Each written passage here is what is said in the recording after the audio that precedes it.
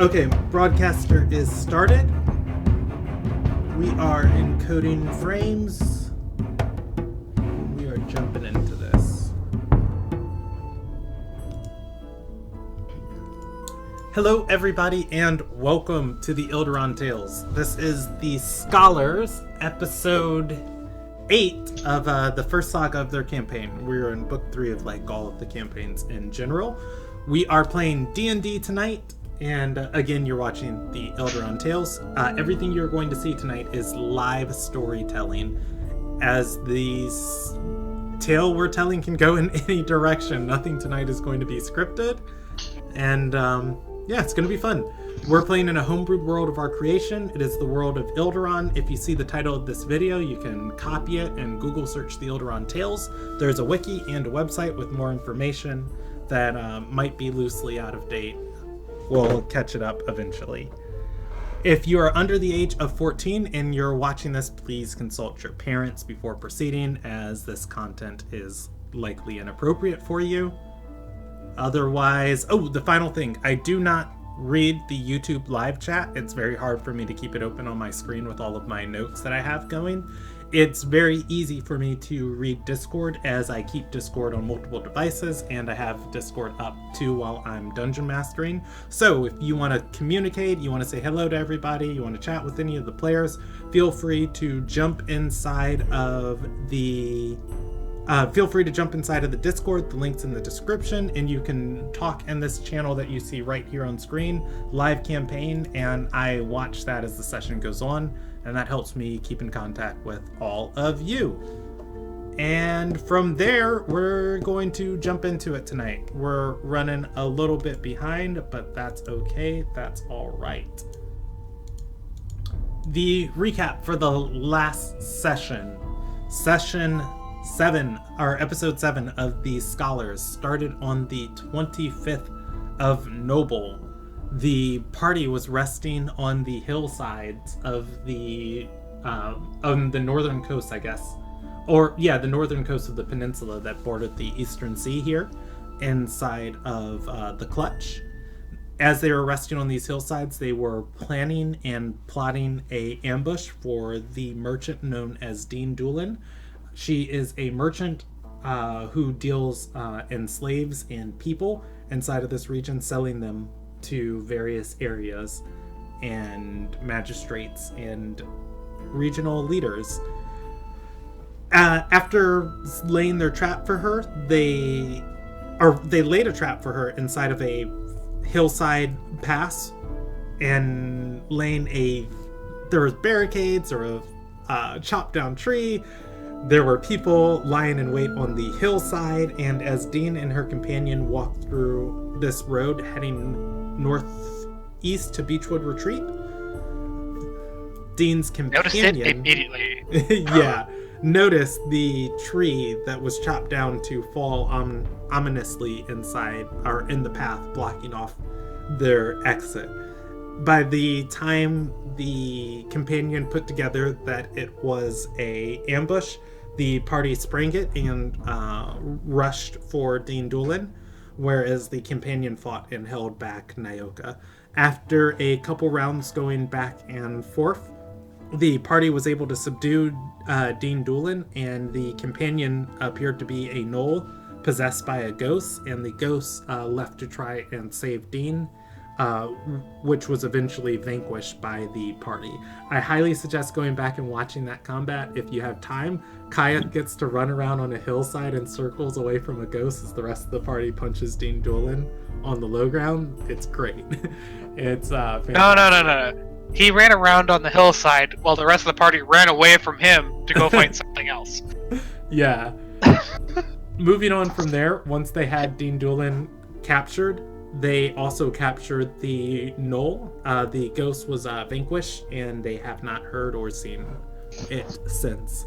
The gnoll only spoke the language of gnolls, which is gnoll, and it is a unintelligible language to anyone unfamiliar with the weird speakings of gnolls.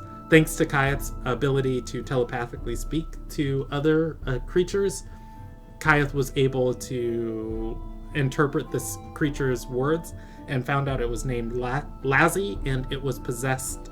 It was ambushed and possessed outside of Dagger Gully, as it was on a mission from its liege to secure funding for the giants to go to war, as the gnolls in the south are in service to fire giants. From there, the party then woke up Dean and started questioning Dean about some of the things that she has been doing. Dean assumed the party was the fanatics of Red Axe that she had declined an offer to. When asked to explain more, Dean explained that she was inside of the city of Kraylor's Fist.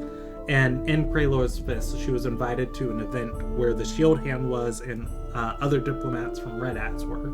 The diplomats were actually cultists who were trying to recruit willing and devoted women to become prominent leaders for something ominous that's happening in Ilderon. Although neither the Shield Hand nor Dean have any information on the inner workings of those women's circle, the Shield Hand has started to prepare for whatever threats might come, and has partnered up with Dean Doolin in order to vastly increase the productivity of the resources available to her. Dean has been delivering slaves to the Shield Hand so the Shield Hand can put them to work, and the Shield Hand has been purchasing ships, mining opals, enchanting opals, and doing who knows what else. Unable to get anything else useful from Dean without, I guess, the help of their companions, the party has decided to take Dean back to the island of Coven and are working on a method to get her there.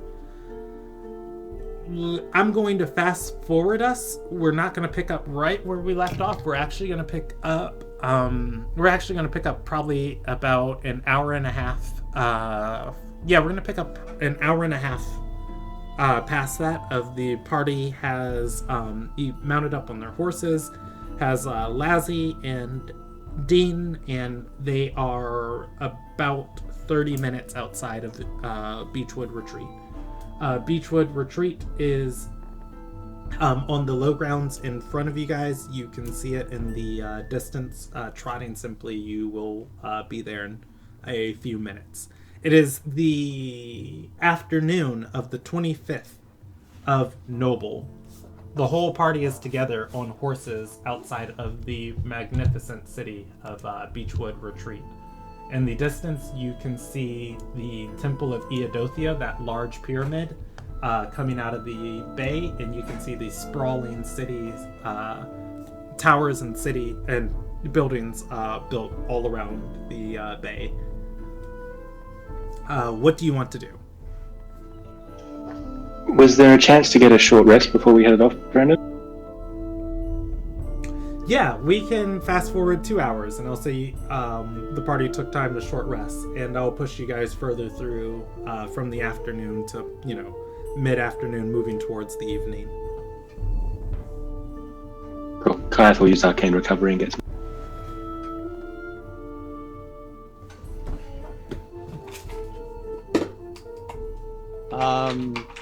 Yeah, if we're going to take a short rest... This short rest would happen before you guys got to this point, but yes. I think Nyoka would spend some of his hit dice. Brom definitely would have spent his hit dice. He's hurting. Hold on, I gotta figure out how many hit dice I have. I didn't really write it down. View.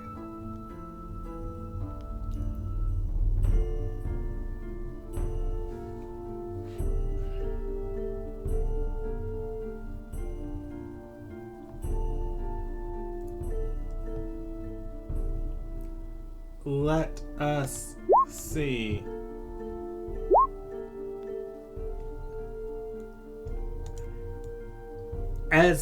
As you guys crest the hillside, looking down at the city, Dean begins humming to herself on the back of whoever's horse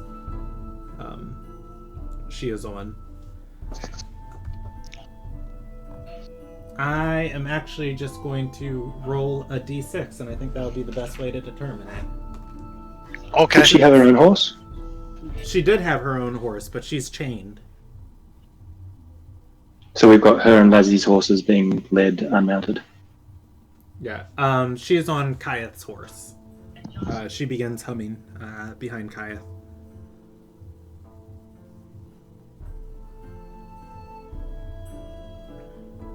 Does Kayeth recognize it?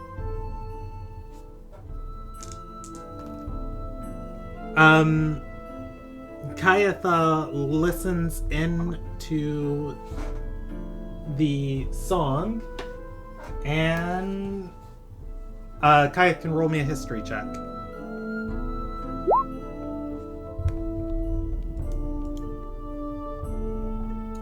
I accidentally popped up my Roll20 chat. Kayeth does not recognize it.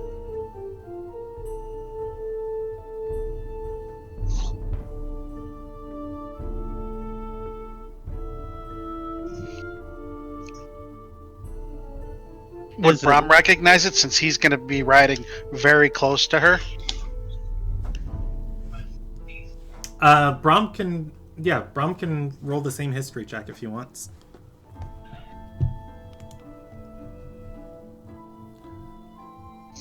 Brom is actually going to recognize it. As Brom listens in a little bit more intently, Brom is going to recognize that this is an old Ardorian chant. The words of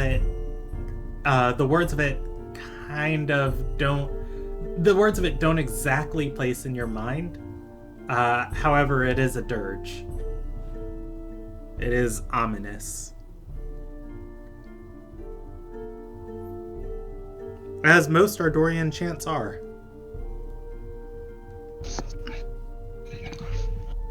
He just kind of nudges her and tells her to be quiet. But by nudging, I mean rides up kind of close and kind of just like thumps her on the back of the head. Yeah. After that, Dane will look over a little agitated and then stop singing. Or, well, not singing, but humming. Any noise she makes can be used as a warning that she is in trouble. I do not dispute asking her to be quiet, but hitting on the back of the head, he's up. He didn't hit her hard.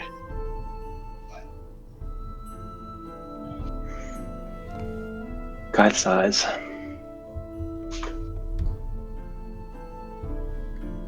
So does anyone... we need to make a plan. Yeah, we need to find someone who can use greater restoration to cure this rapid aging I seem to be going through. I remember before we discussed the idea of a few of us staying outside of the city and only some people going into the city to get the healing and then also to find someone to come out and teleport us away? Yes, I believe that is the best option. We have a few people that would go very noticed if we went into the city. Alright. Both with Dean here and Jazzy. Lazzy. I don't believe... Lazzy. Or, I don't believe many people would take kindly to a gnoll wandering the streets. Lazzy be no wandering the streets. Lazzy would be with us. Yeah, but if we go through the streets, it's wandering the streets with us. Won't be any different than a lizard man. Oh, yeah, it probably would be. But being in our present company, and he gives her he's mean mugging. Nayoka scratches his elbow, but he does it in a way that makes you think that that was a rude gesture.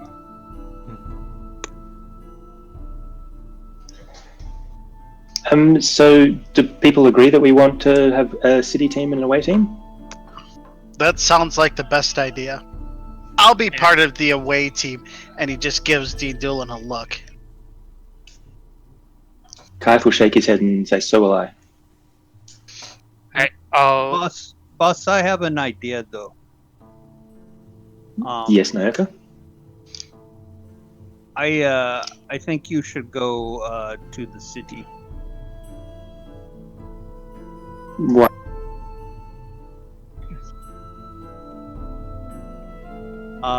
Because we need a representative from the scholars. A high representative, that'd be you.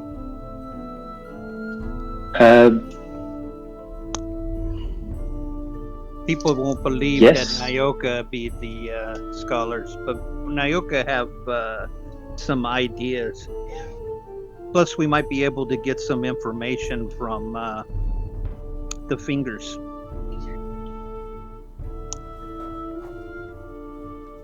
I see your point. I am reluctant to go into the city. I would prefer to stay here. I'm not gonna do anything. Just gonna make sure she doesn't get away. Yep. The way I would probably split things up is, you, Nayoka, and Rick. I believe also you should come with us, and us three. Oh, okay. And then everybody else stay with Brahm. I don't know anything in this city, so me going would just be a waste of my talents. Okay. I was going to suggest that Lex stays outside anyway, in case she happens to come across more pirates. Lex will raise their hand and say, "I think I don't want to go back into Beechwood Retreat. At least not until we're ready to go." As she volunteers to stay with Dean. How about this? How about Brahm, you, Nosul, myself, and Kyrith go, and leave Azure and Azure, Lazzy, and Lex to guard Dean Doodlin. Okay. Seems fair. So, regardless, Kylith will have to inform Lazzy of what the plan is.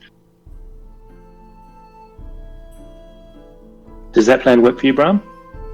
Yeah, that's fine, I guess. I mean, I'm not sure what I can do in there other than just be security, but... Well, Beechwood Retreat is a dangerous city, and we would be grateful for your protection. Okay.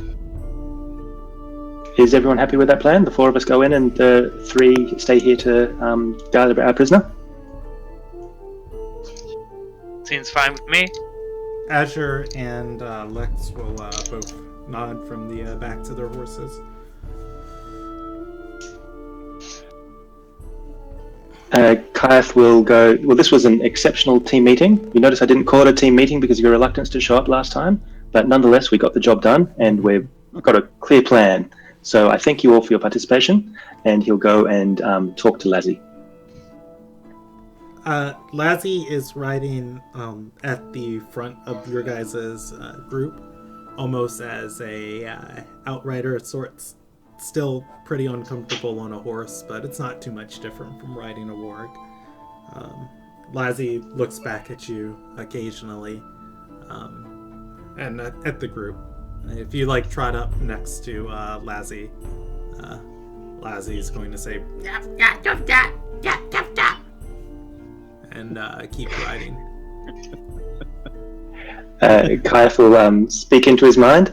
Little friend, we have a plan that I would like to inform you of.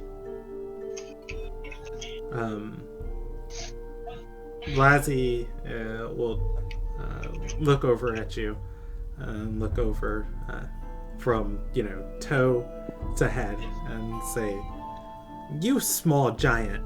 Lazzy Knoll. Knoll is strong. No little Yes, friend and we here." need that strength. Okay, yes. What would you like me to call you, Lazzy? Lazzy is Lazzy. Okay, Lazzy. We're coming up to a big city soon, and some of us will be going inside, and we need your big knoll strength to keep the others outside safe. So the pale, pretty man with the big sword, he'll be staying, and then so will the sneaky one, the one with a heart like a knoll, and then so will our prisoner. And we need you to keep all three of them safe. Does that work for you?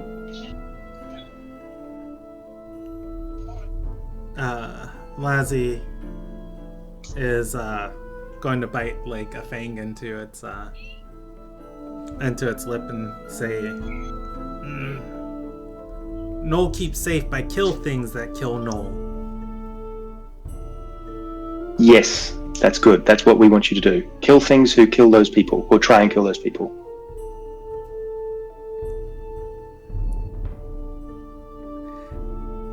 Lazzy is in deep thought about this.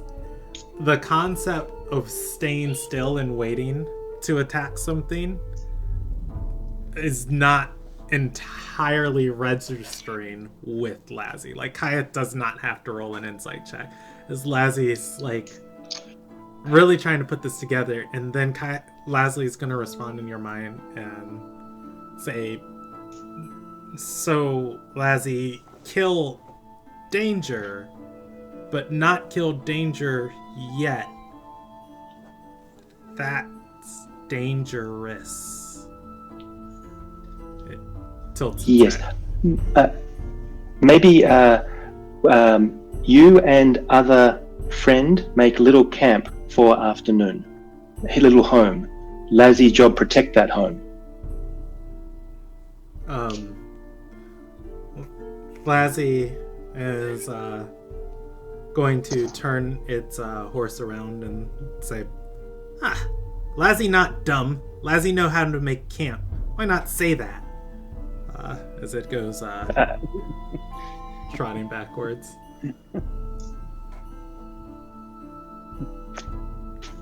No, Kat has nothing to Lazzy is say. a little dumb. But yes, Lazzy is. He'll go. Go ahead. Yeah, Kaif will go back to Nyoka and just say, "I hope this bloody knoll is worth it." Anyway, Lazzy will make camp with the others. It's all good. Alright. So we need to make contact. We'll find a way back to complete our mission. And find someone who has greater restoration. I suggest we ask Lex to contact our friend in the in Zolv's band with the stone, and inform her that we urgently need someone to perform a greater restoration, and that 4 of us will be heading to their house, to their shop as soon as possible.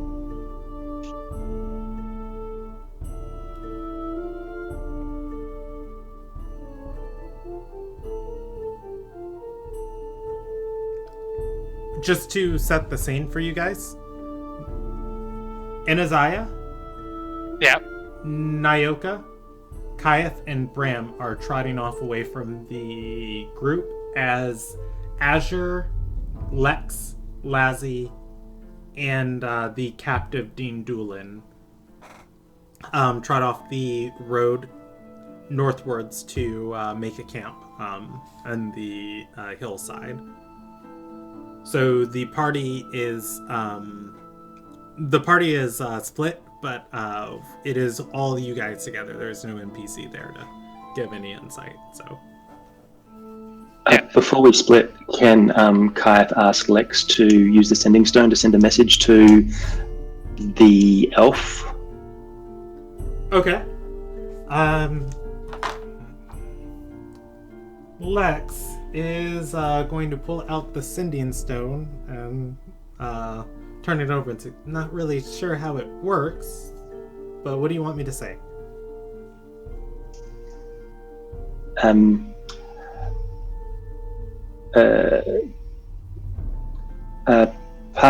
Party needs urgent assistance. Greater restoration required. Encountered ghost. 4 members coming to shop immediately. Right.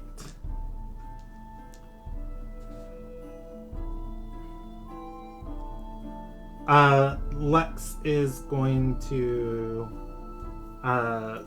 to send that, and Lex is going to send that, and after a second, Lex is going to look up and say,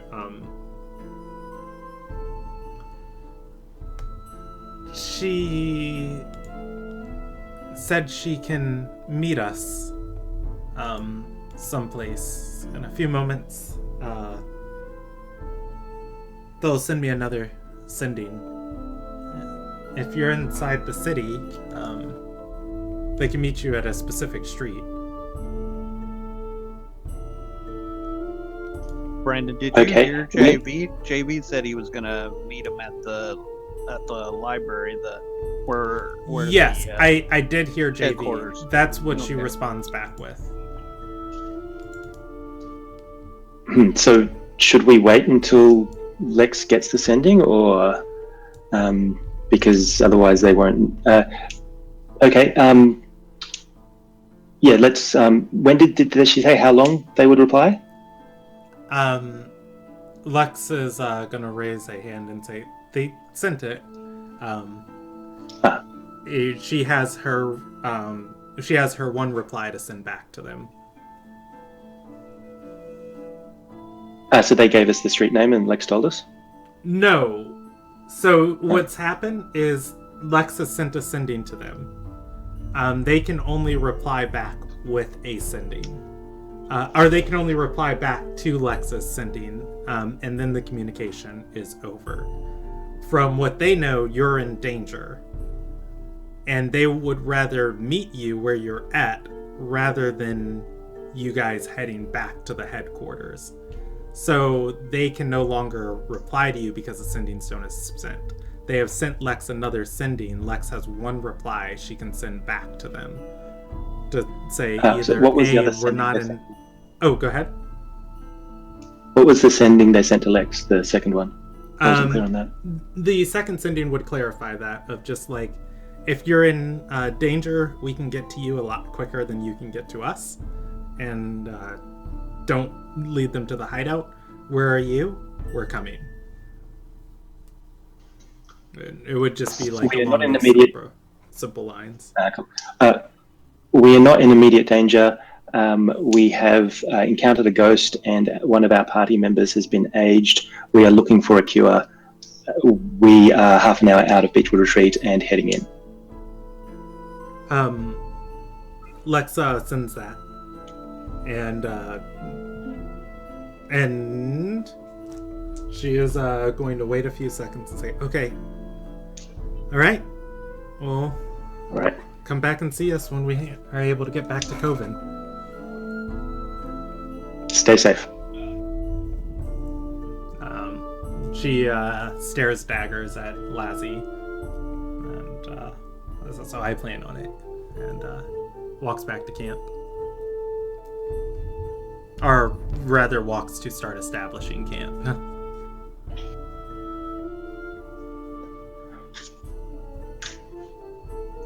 Okay, gotta learn me that sending spell. Should we go? Yep, let's go. All right, heading into town, just the party.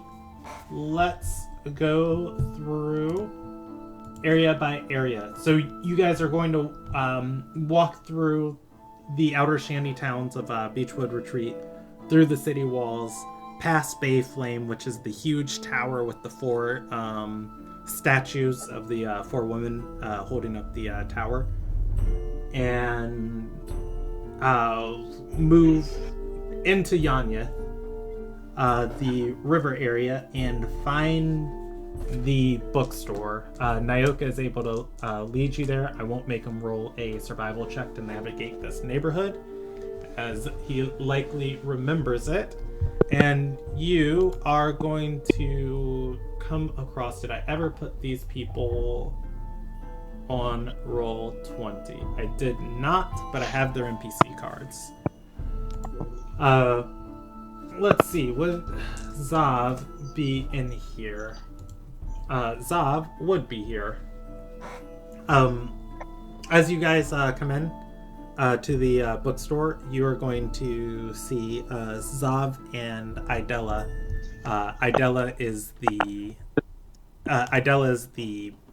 elf that the Sending Stone went to.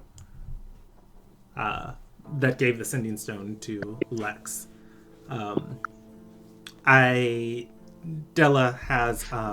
Idella is completely equipped, as if she is a bounty hunter about to go out for a hunt.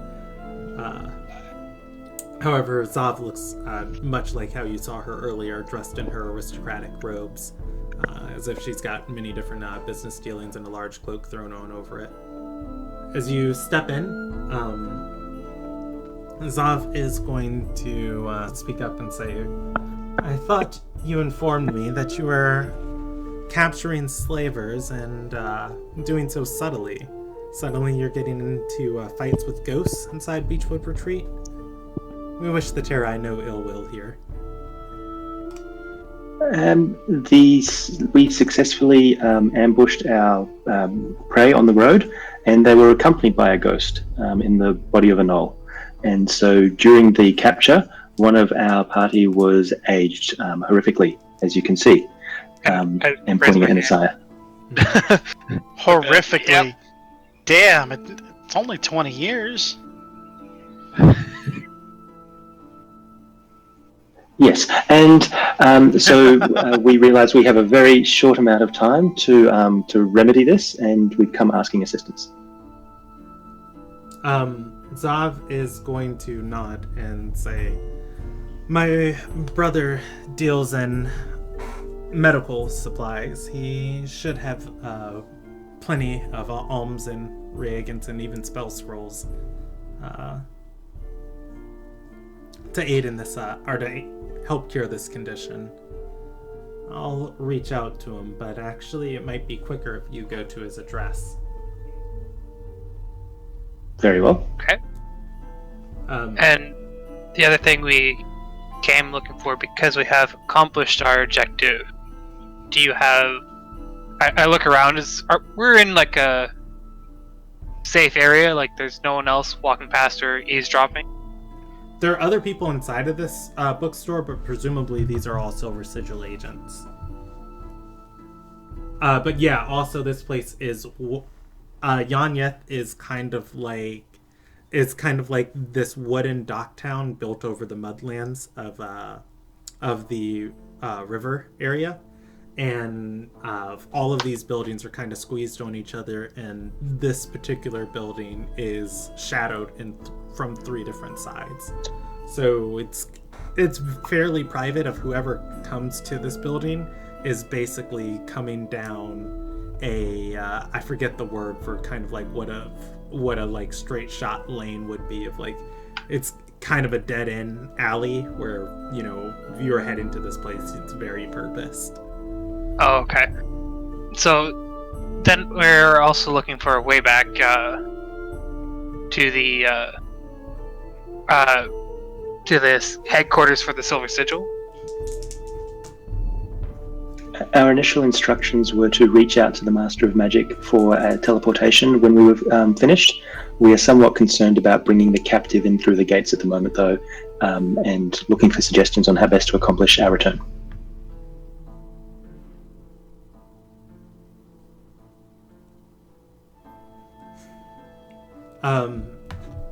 Zav is going to rub her chin and say, my best agents in the city are stationed inside of Bayflame. Those who stay back here aren't capable of such magic.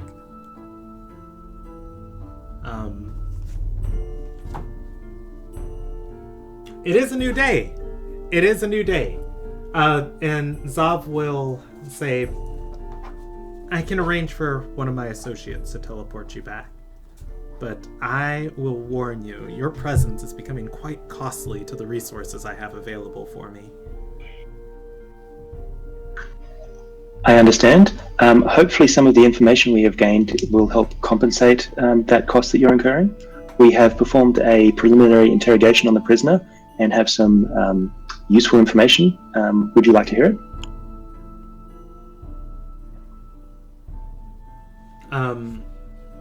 Zav is going to shake her head and say, no, if I'm compromised, I don't want to have any information that might hamper the sigil's, or I don't want to have any information that could hamper the sigil's objectives.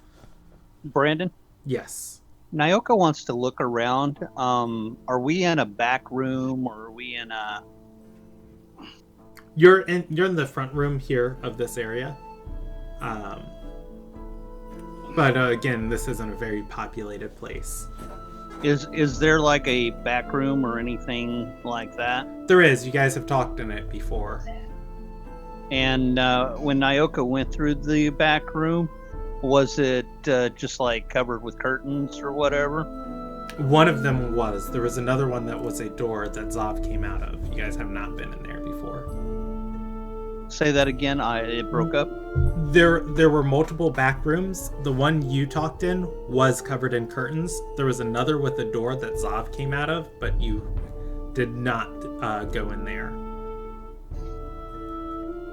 Nyoka's going to look at her and say, well, I might be able to help you a little bit.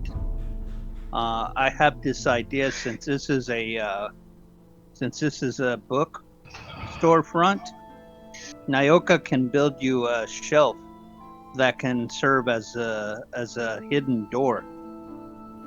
You could get a secret room that would help against prying eyes and ears if you are compromised.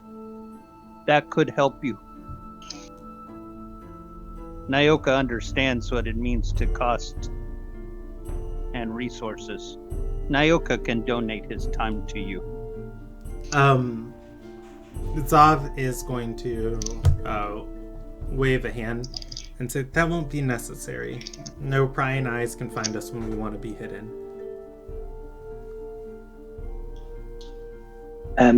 Would you like some gold to compensate the costs?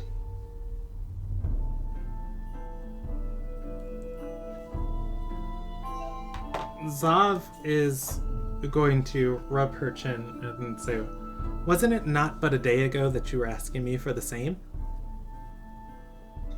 Yes, and it is a new day, and we have acquired some golds. I can give you 500 gold to compensate you. I do not wish to be a burden on your resources. Zav is going to gesture her hand forward and say, I won't need more than what I've already spent on you. That should be sufficient. Kath will get 300 gold out of the bag that we're holding and give it back to her. He'll also get another 50 gold out for the teleportation components, I insist. She'll take it and hand it to one of the scribes here. The scribe will start counting it and then walk into the back. And she'll say, the agent's name that you need to speak to is being created by the Dungeon Master right now. Wow, created by the Dungeon Master. That's a very clever name. Yeah. That's very ethnic. Fair. It She's oozes Galkin. She's going to say the agent you need to speak to is a woman by the name of Moelle. She works in Bayflame. She's a trusted. Our companion of mine.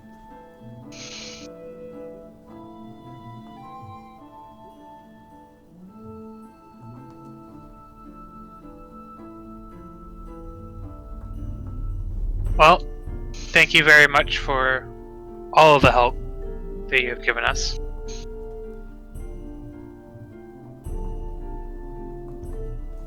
Oh, go ahead. Will your agent be able to come outside of the city to transport our friends?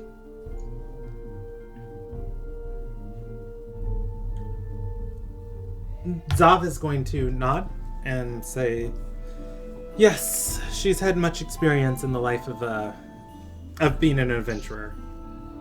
Outside the city gates and among the ruffians and the hillsides, she should be perfectly fine. Very grateful for your assistance, and if there's anything that I or we can do to help you in the future, please do not hesitate. She'll nod.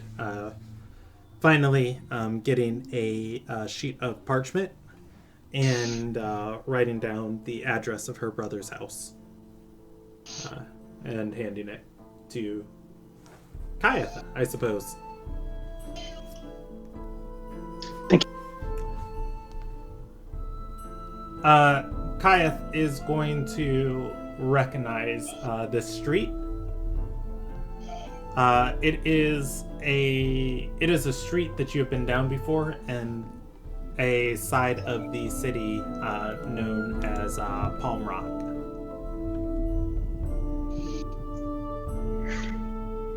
Does anyone else have anything before we leave?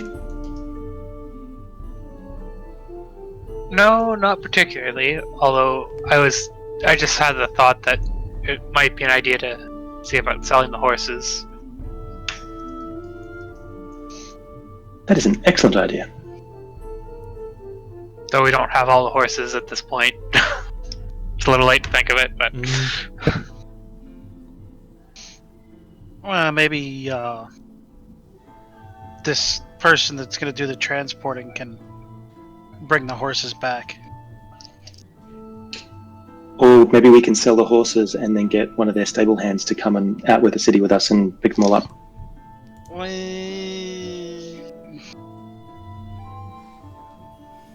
Hey, let's talk about this as we walk along. Yeah. Okay.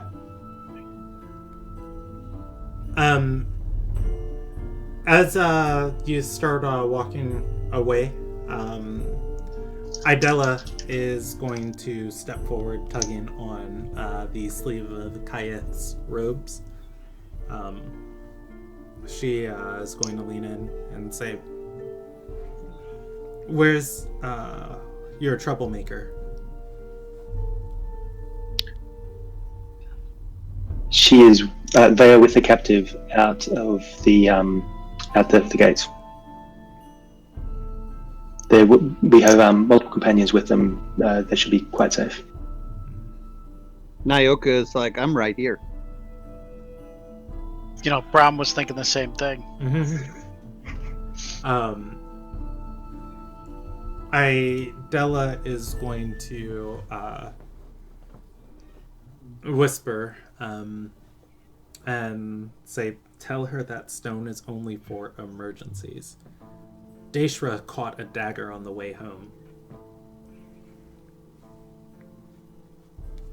It's getting dangerous here." I understand. I understand. She's gonna nod, stepping back, and turning, letting you guys all leave. Nyoka is going to be concerned on that. He's going to be like, she dead?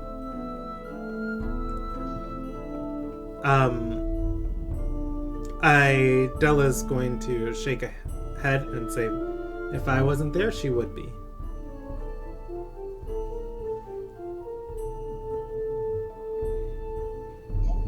Nyoka is also going to lean over and whisper and say, "Beware of the elven tailor." I'll say, is your companion still injured? I do have a couple more spells I could cast today. I could heal a little bit. And she's going to shake her head and say, no. And she's fine. She's treated to at this point. Glad to hear it. It's hard to tell who's working for who now.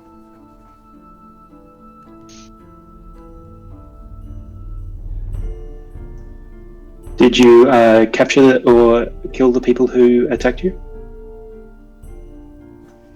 Let's roll her a percentage die. She's going to say, no, they were trained. They got away.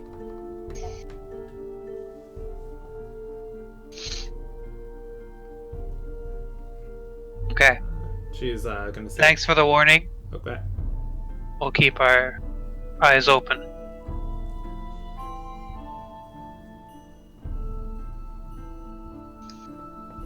Yeah, with that, you are able to leave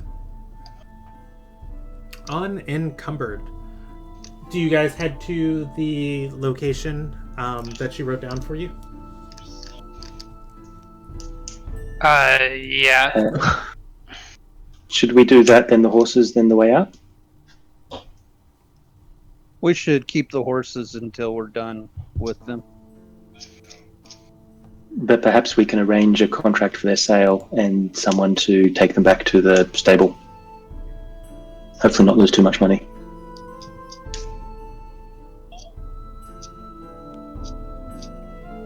Do you want to do that Perhaps. before we go and do the heal? Nyoka don't I think the most do important- the healing first. I agree. Most important thing is that we get those years back for NSI. Me like old man Anasiah. He looks fine. I'm not a fan of the aches and pains in my joints right now. Hey, come on now, you're not that old. I feel like I shouldn't be in my 50s yet, but I am now. Feels like anyway. Nyoka have a salve. It involves mud and urine. It's supposed to help with joint pains. We're peeing on people now? Not yet. I'll keep that in mind, Nyoka, and if I have need for it in the future, I'll ask for it.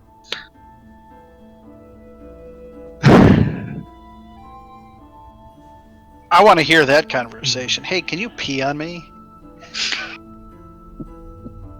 Are you R. Kelly?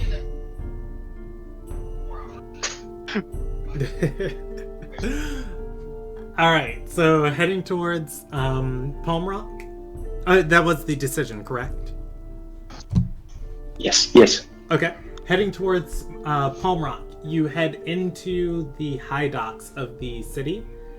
This is the richer, more lavish area. In heading to the high docks, you go to the high piers where items are being lifted from the seaside into this area, up many different winding stone walkways. You see the boats each in the port, and you are able to find a storehouse along the higher tier pier, and in the or attached to the storehouse, you're going to see a manor. This manor is listed as the one that you are going to, belonging to Lord Alexa Calavera. And the street you are on specifically, if it's worth anything, is Crimson Phoenix Row.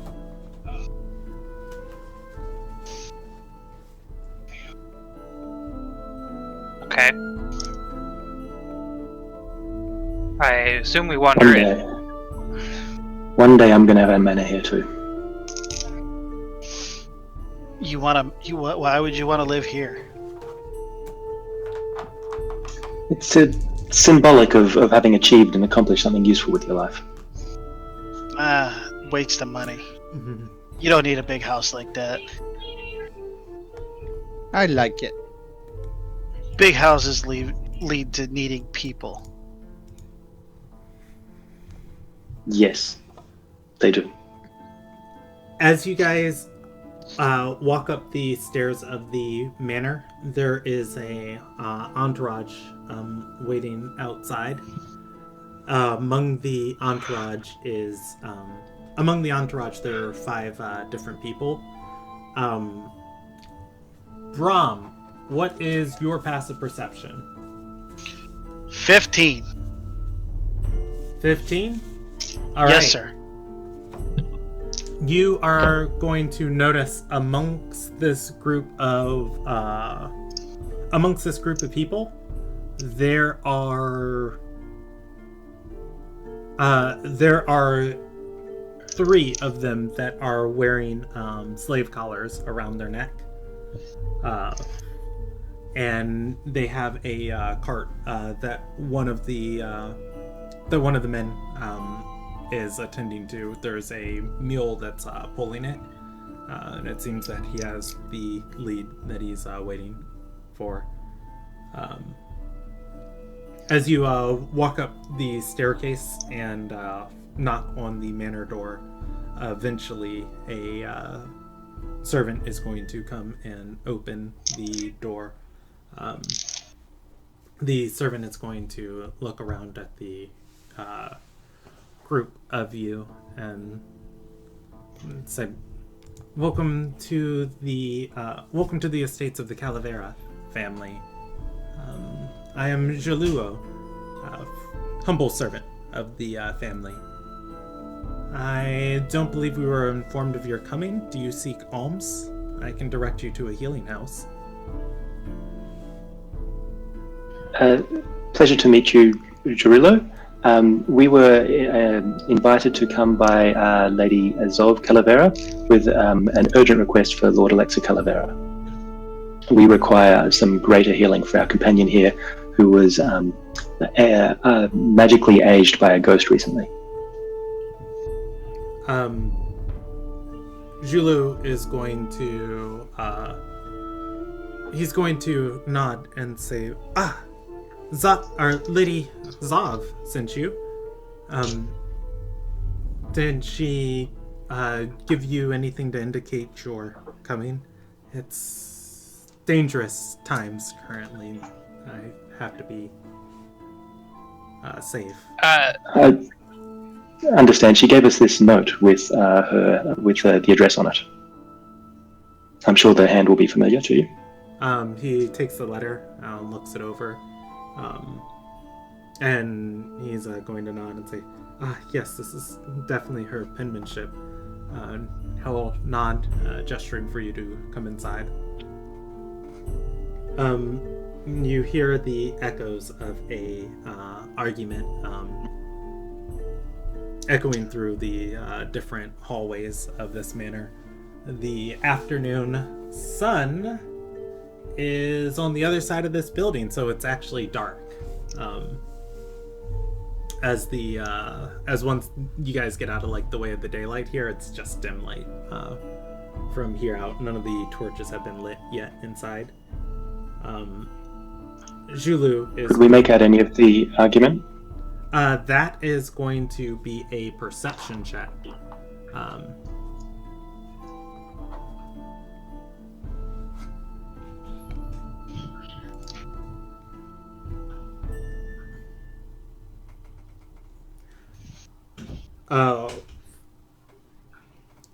At 21, you are going to hear, as you step through, saying, cut the shit, Alexa.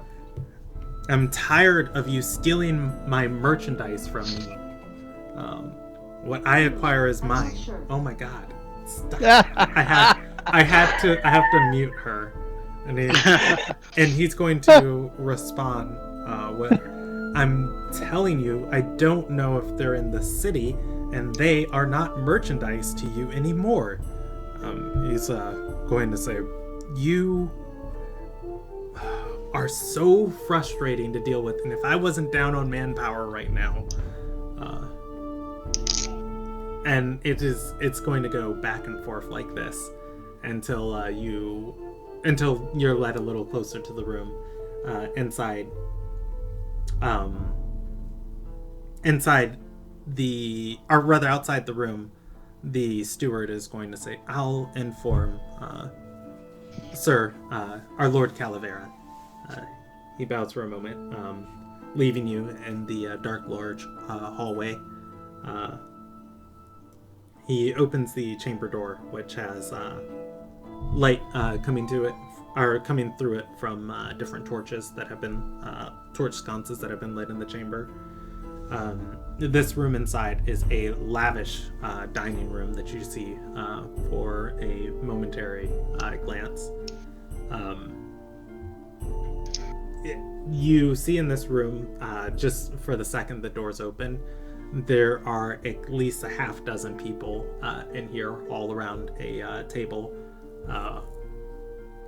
before you hear on the other side of the door, "All right, send them in." At which point the party steps into the room. Opening the door, Julie will say, "Lord Calavera will see to your requests." Thank you very much. All right. You see Lord Calavera sitting on the other side of the table. Behind him are two mercenaries. One is in full plate armor. The other one seems to be in a little more than like studded leather. It's like a chest piece and a spear.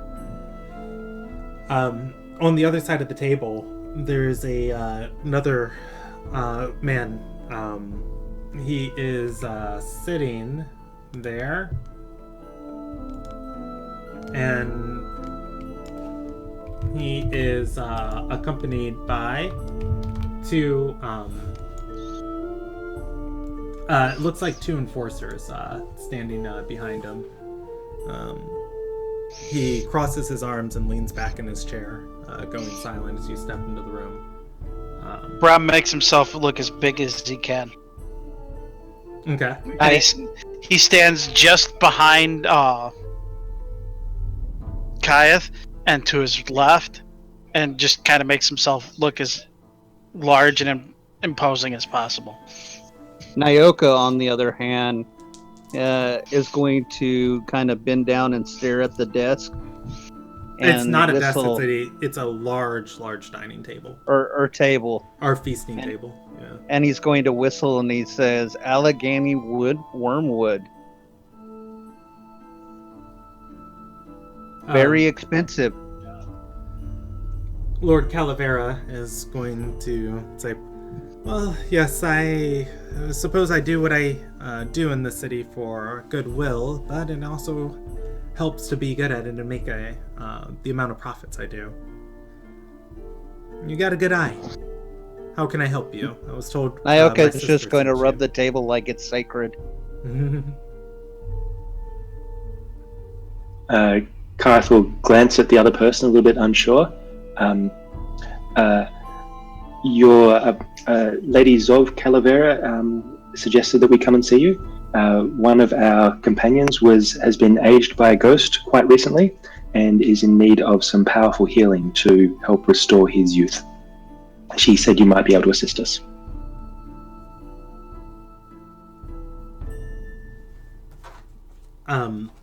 He's going to nod and roll up his sleeves and say, "She sent you directly to me then. It's been a little while since I actually reached out and did any of the healing, but Julo, go up and grab the scroll case. Shulo's going to nod, stepping out of the room into a back door. He's going to gesture for one of the party members to come forward and say, "Which one of you is afflicted?" That would be myself. I step forward. Alright, he's going to look you over, moving your head side to side, rolling a medicine check, and say, "Oh, you've had the life force of your soul scared out of you. What were you doing to anger a Terrai to such lengths? I'd rather consume it than see it fade into nothing." We were involved in an altercation, and the ghost found itself on the other side. Nyoka says, "I tried to put a sword in it."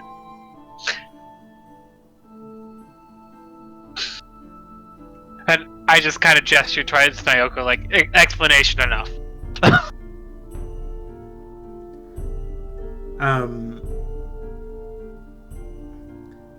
Alexa is going to nod and say, "I trust my sister's heart enough with the dealings she gets involved with and the accomplices that she ties herself to. But I do say, out of curiosity, what did you do to earn her trust?"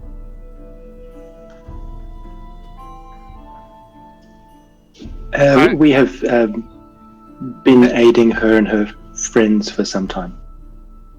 I look around. Is he the only one in the room, or does he still have his 2 bodyguards with him? He has his 2 bodyguards, and the man that he's arguing with is waiting impatiently on the other side of the table.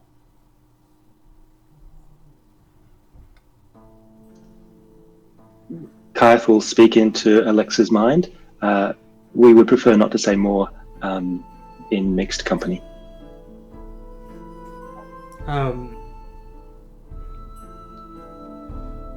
He's going to look over at the man sitting across from him and say, "What? Him?" And he's going to say, "Verlicus is practically harmless. He and I are in, I suppose, competing ventures. Bright-eyed travelers show up here on the high docks, all looking to make a name for themselves in the Beechwood retreat. If I get to him first, hopefully I can help him make that name a little bit more reputably.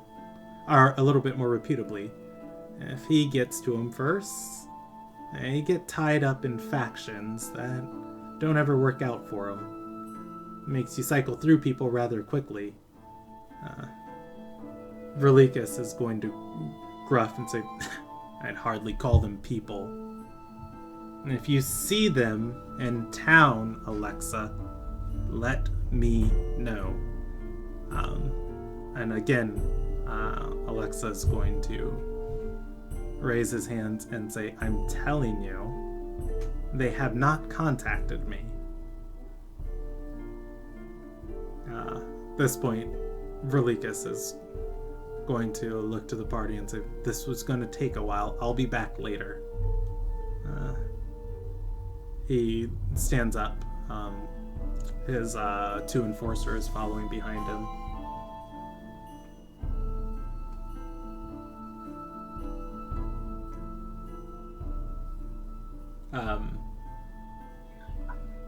Alexa's going to look back at Kaya and say, "See, all bark, no bite." Yes. Well, to answer your question, about our connection to your sister, and I show him the tattoo.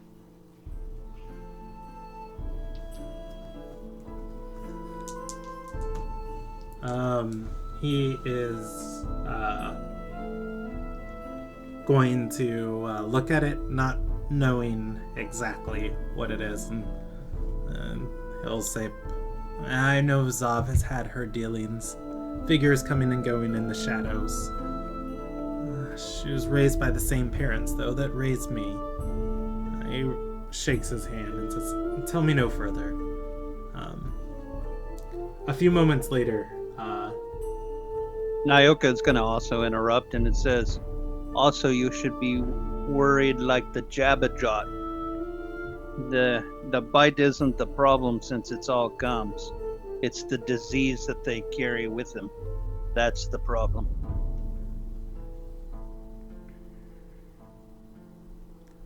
Alexa is going to nod and say, I follow the spoken wills. I try my best to lead others to a better light. Condemning Alexa and his ways will get him no further to redemption than a sword will. It's only in intimate engagements like this that I see that that young, well, hardly young anymore, that man grow. If he's ever able to bud past where he's at. That's yet to be determined. Have you seen him making any hopeful progress in the last years?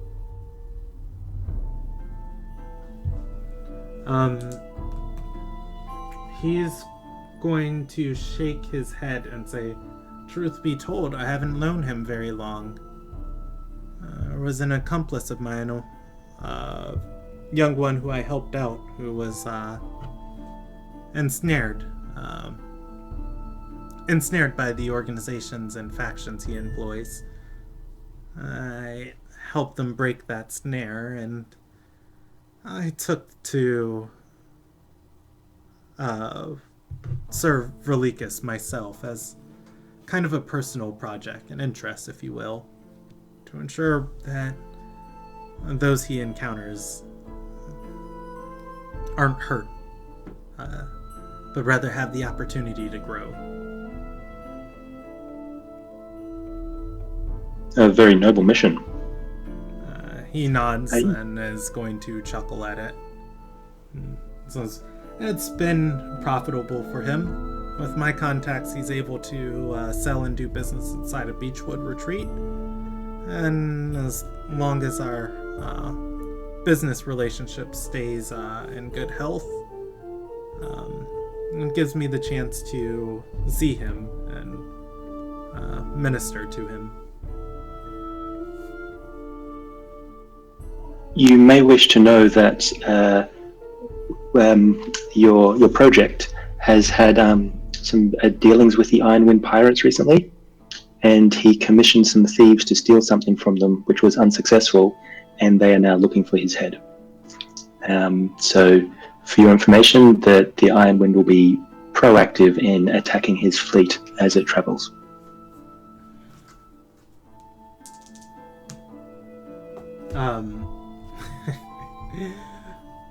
Alexa is going to pause for a second, like picking up the scroll and say, "Ooh, oh dear. He can't run from the wind forever."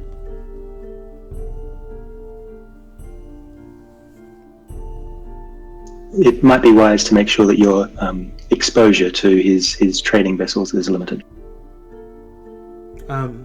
He's gonna nod and say, these thieves of his that stole from the Ironwind pirates, do you happen to know their name?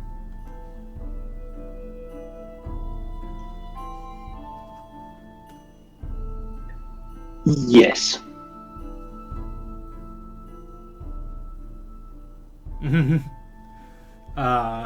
And if Kayeth doesn't say anything else, go ahead. I think they would prefer to remain unnamed.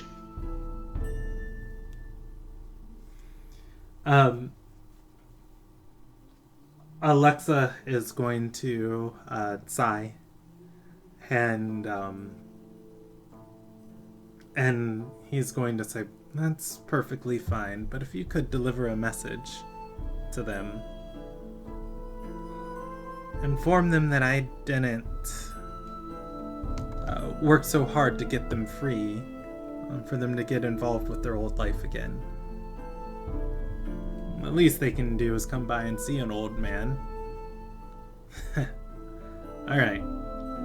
But keep it private. He is going to pick up the scroll, and he is going to make a... He's going to make a spellcrafting check using his wisdom. Oh, he would have much more wisdom than this. I have him rolled up as a swashbuckler, and he is a cleric. Alright, that is my bad on that, so I'm going to add it myself to this. So, automatic success. Woohoo! No, that's not an automatic success. But so far it's at a 14. I have to look myself to see if he gets to add his proficiency bonus to this. Because if he does, he passes. And if he doesn't... He passes. Oh, wait. And Isaiah might be looking someplace else. Please say he'll be older. Does anyone have inspiration? Can we give inspiration to an NPC? Well, not after they rolled. I haven't told... Well, I guess I did tell you guys the result of it. I do allow you to grant inspiration to NPCs on rolls, but might not be necessary. Just bear with me for 1 second.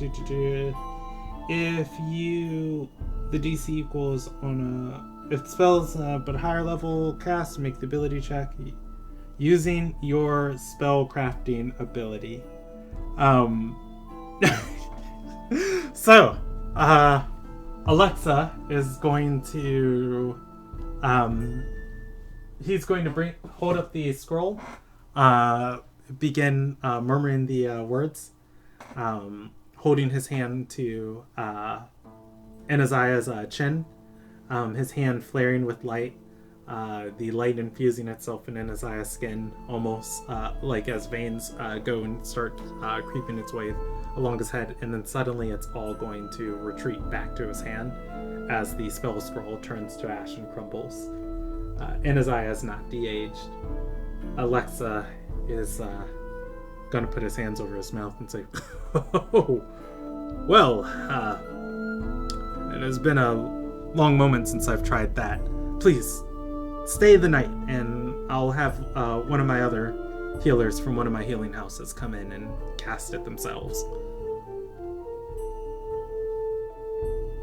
We're under some urgency. Can we travel to them today? He's gonna look through his spell case, and I'm actually gonna give this to you guys. Roll me a D100. He's gonna start looking through each of these spell scrolls inside of this stack. You guys roll me a D100. Roll it, JB. If you roll high, it's gonna say he has another. If you don't, he's gonna say, he unravels like 4 of these before he finally puts them. Says, "I'm sure I have another one. I just have to find out in which one of my storage facilities it's in. But nevertheless, let's see. Does he have a person he can send you to immediately?" He's going to think for a minute and say, "There is a house that I run not too far from the lighthouse. If you head up there, up the docks, I believe that's the one that gets the least amount of business. she might have the magical potential left today to cast something this powerful. Yeah, I understand it. It's awkward because we're in a rush, but if this altercation we had was near dawn, so if we wait till tomorrow, to our knowledge, the effects could be irreversible. Yeah, and he doesn't want to be an old man forever. He's gonna smile and say, well, trust me, unless you're a Dorai, no one's old forever. He'll point out, go ahead. Yeah, it's more I prefer to have the years extra. All right. He'll nod and he'll point out the where the healing house is located, and he's gonna say, because you are my sister's friends, if you deliver my message. He pulls off a pendant off of his collar and says, this should get you what you need there. We are most grateful, and Yes. if there's anything we can do to be of assistance in the future, please don't hesitate to ask your sister to reach out to us. Nyoka's going to interrupt and say, out of curiosity, do you have a scroll of teleportation? He has scrolls for clerics. He's going to go through each of these and then pull out one and read it. How'd this get in here? There's a word of recall.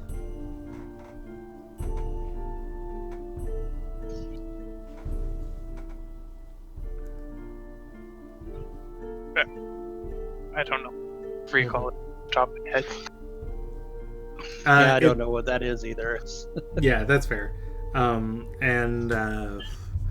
Dungeon Master to player. It's the cleric teleport, but it only teleports you backwards to a place you've been, specifically to your temple.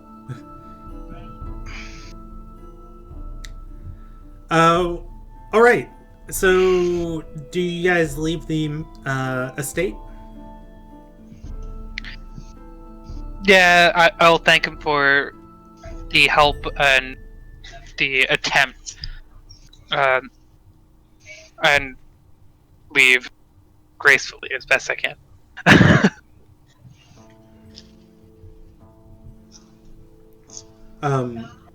Yeah, happy to go. Does Kaith have any idea how much that scroll was worth that he used?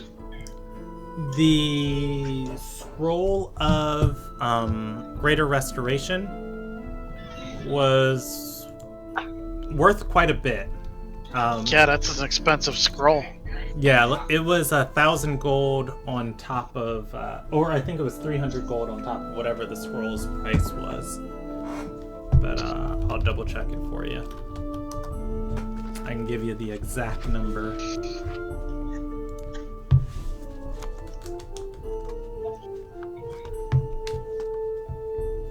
Greater Restoration is okay, 100 gold plus the price for the Greater Restoration, or for a 5th level spell scroll.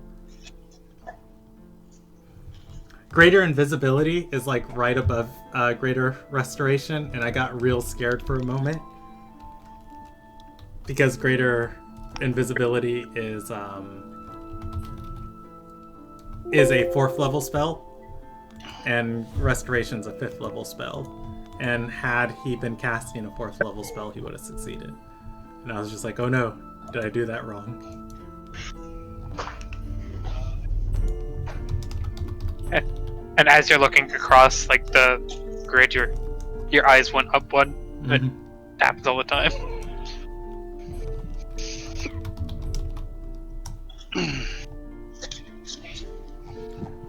Alright, let's see.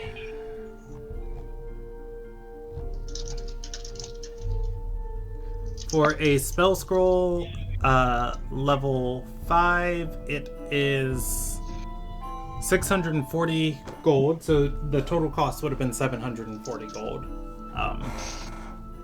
for that spell scroll. As everyone's leaving, Kaiath will just be like, "Whew, that scroll was worth hundreds of gold. What a man." Yeah, just frivolously spend it. Nyoka tells him, "Yeah, but that table was worth 1,000 plus gold just by itself." But he still has the table. Just shakes his head. As you guys step out of the manor, you're going to pass by that group of people. This time the 2 enforcers are helping them load stuff onto the cart. The 5 of them all getting up as the man gets ready to lead the meal. What are they loading on the cart, Brandon? You're not exactly certain. It is crates of something. Okay. However, hearing you talk, Verlikas is going to turn around and say, "Yeah, old Calavera's loaded. But if you want to make some real money, you want to make some good money, and you want to do it fast, you should be talking to me." Not everybody in Beechwood Retreat just goes around stabbing wildly. Terai, for that matter. Doing that over here can incur the Empress's wrath. But I like people with boldness. If you're ready to move into the big leads, let me know. Where can we find you? He's going to smile and say, "See, that's the thing. I find you." At that, Nyoka's going to laugh.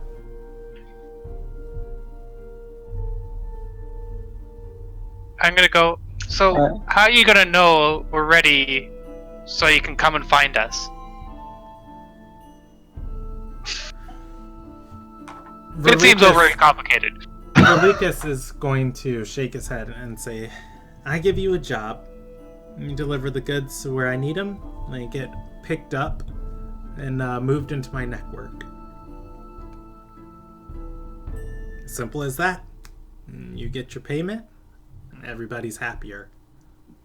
He's going to point to Nyoka and Brahm and say, "I had 2 associates die in the low docks. About your size and build. You could take on their roles. That is, if you're up for a little danger, or if you don't mind the danger." Brahm just scoffs. Brahm scoffs and says, "Yeah," and then the next thing I know, you're gonna put one of those things on me. And Nyoka looks at it and go, "You got nothing on the blue lady." We're previously engaged at the moment, but if our services become available, we may be interested in talking further. But if we don't know where to find you, then I'm sorry, we won't be able to do business.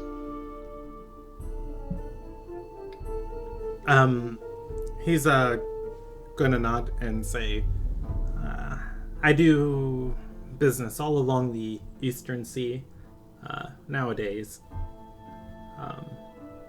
If you don't find me sailing these ports, then I'm probably back at home in Letras." Very good. I wish you the best in your endeavors, and maybe our paths will cross again.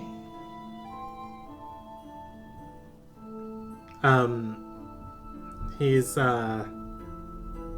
gonna smile and say, "Yeah, maybe they do. I've got use for someone with small hands, long arms." He nods towards Kaiath.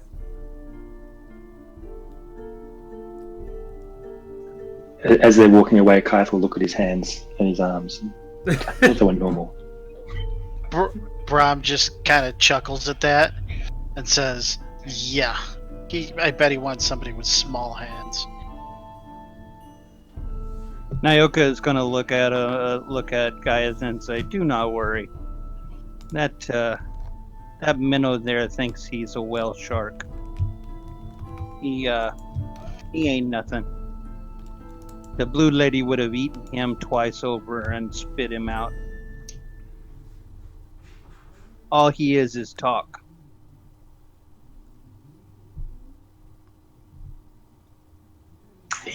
Are we well away from him? If we're well away from him, Kaith will say, "Yeah, he's Torque who had the information about what the pirates were saying." Yeah, he could prove useful to us in the future. But not if you let Brom talk to him. We should keep you out of it. All right. You're just as likely to punch him in the face as to talk to him. That's how some of the best conversations in Beechwood Retreat go. That's how all the good conversations start. Well, I believe it was the Clutch philosopher who wrote that one great mantra, "Hit him with the chair." I'm kidding. Chair!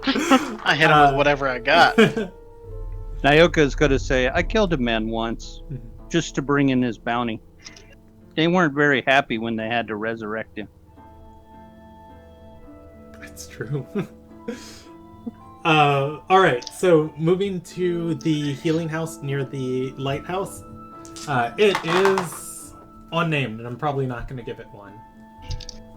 As you guys step in this place, how many beds would he have? This is a much smaller.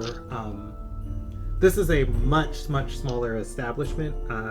Just off the piers over here, and it is like a, what is the word? It's like a loft attached to the abbey that's attached to this lighthouse. Like it is stepping in this room. There are 2 beds, a back storeroom for this place, and maybe just like a small off study. The woman who works here, is she currently busy?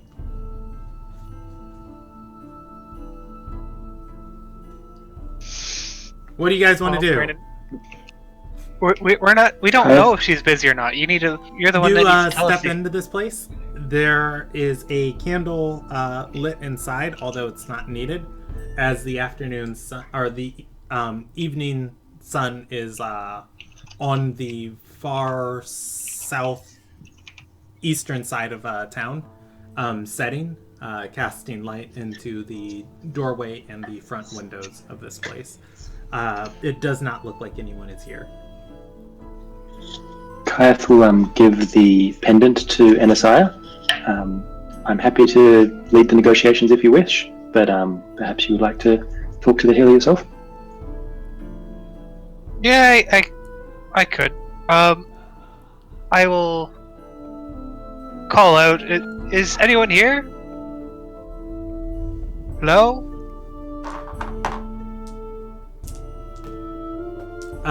You go into this this small loft that's attached to the abbey, and start calling. You don't hear or see anyone. If you look into the study, and this is in the study there is a well, I'm assuming you open the door and look in the study. Well, I'd knock and open the doors. I'm not going to break in, but... Brandon, go ahead. While you're doing this, Nyoka is going to pull Kyrith just outside, leaving Braum in the room to kind of to guard Okay. Anasiah, and a conversation will be had after you're finished. Okay. And Isaiah goes deeper into the study. The study has a doorway to the abbey. The doorway is open. It appears that the study is not very well kept at all. The doorway into the abbey is open. The abbey itself, once again, is only lit by that setting sunlight. You said the door was open leads further in? The doorway is open, yes. I'm gonna follow it, gonna call out once or twice more.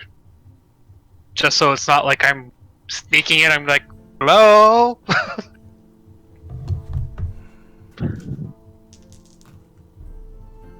Just trying to make my presence known as possible. What's Anaziah's passive perception?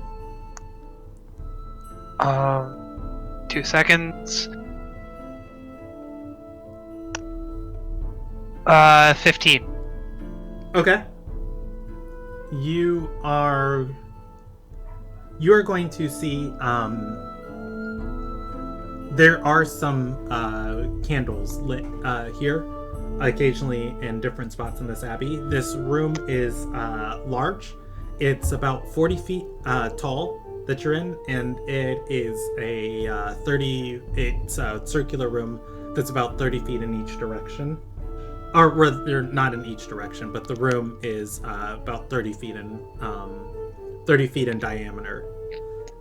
Looking at the other side, there's a staircase that wraps up the wall to the second floor, and you can see across the banister there are candles occasionally on these different rooms.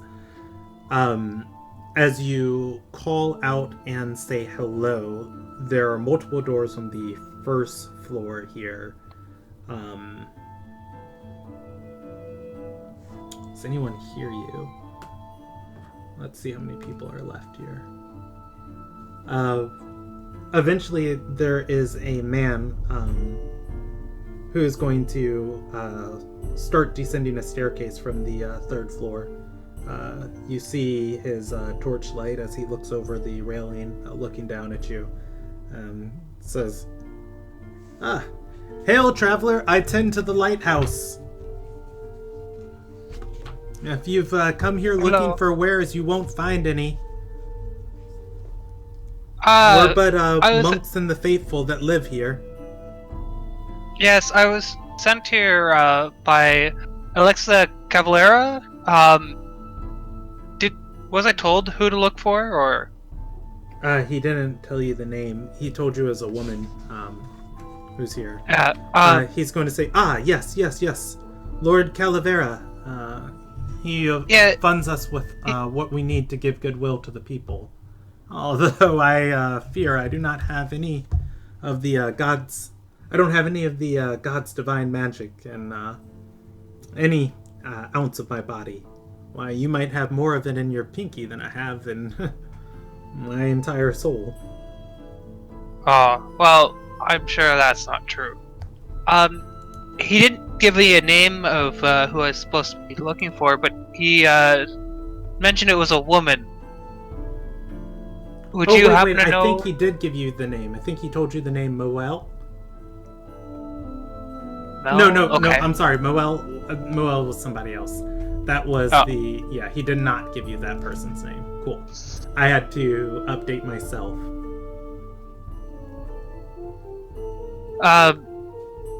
Anyway, but we went to him in search of this whole time he's been descending down towards you. Okay. We were sent to him because I am in need of some significant bestial magic, and I am running out of time to have it. The effects of the magic curse that curses me right now reversed. So I was hoping to find someone who could cast the spell Greater Restoration. He's going to nod and say, you're looking for your Iru. She's the one who handles all of the magical ailments that come through seeking aid at the healing house.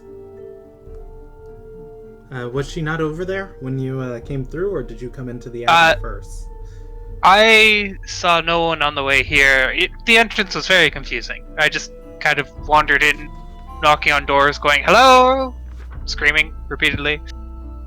You were the first one to answer, and the first one I noticed.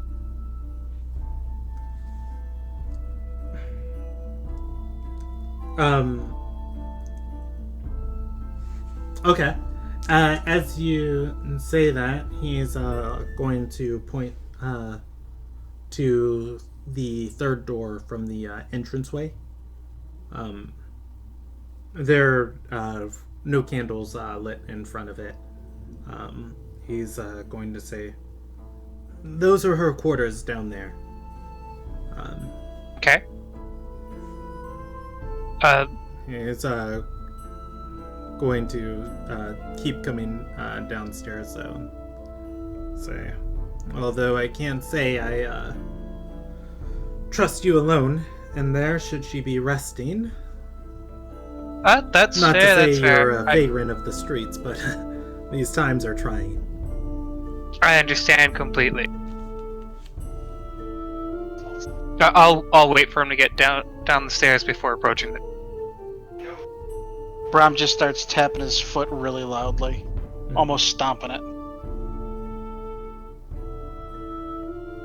Has Brom followed me all the way in, or is he still at the entrance? Okay. I wasn't sure. Brom is very protective. So if you're all alone, he's going to make sure you're not alone. At one point, Isaiah just kind of turns around and jumps because Brom's there. Okay. Yeah, something like that. He's like within a couple feet of you, but very quiet. All right.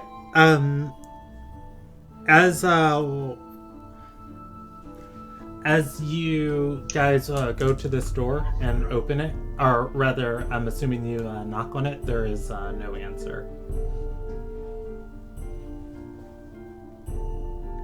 So there's no answer? There is no answer. I'm gonna turn to the guy who's coming, goes, this is where it should be if she's not out front, right? He's going to nod and say, well, I do say it's odd that she wasn't at her post at least until sunset. She meets with I'll knock again, and as I knock, I try the door handle or whatever, just not fully opening it, but seeing if it is unlocked.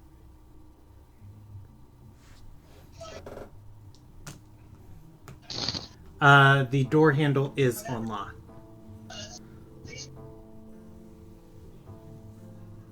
I'll turn to the guy and say, it's unlocked, do you want to poke your head in? Or...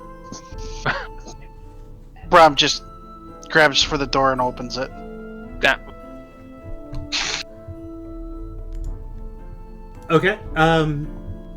Brom pushes the door open. The door opens briefly before pushing back against Brom. Brom gets it open probably about 4 inches before something stops it.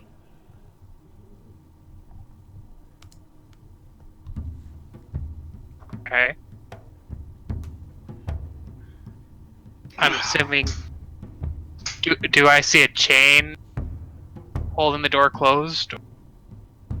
Do you look in? You don't see a Well, chain. I'll glance at like the slit in the door. Do I see anything that locks the door? You don't see closed? anything. I'll call out. Hello? We're looking for... And I'll say her name again. I forget what her name is.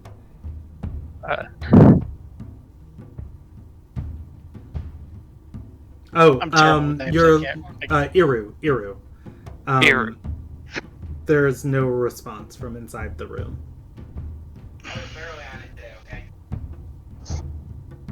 I'll look back at the gentleman who first met and said, I take it this is rather unusual? He is going to nod, and he's going to say, Iru, are you in there? And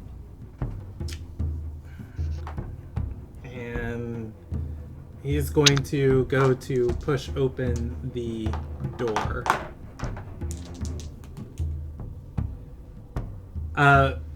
As he pushes against the door pushes back. Finally, shoving it forward, it appears that somebody has been holding it closed on the other side of the wall, and this happens in the briefest flash of a second. On the other side of the wall, there is or on the other side of the door, there is a woman there. She has her face covered, and the drapings of scarves running over her shoulders. Through a muffled voice, she says, "For those that oppose us, there will be blood. The streets will be red and painted with it." And she is going to appear in a cloud of mist on the other side of Anaziah and Brahm. Reaching for the club. Backing up. Step of the wind, and he charges her.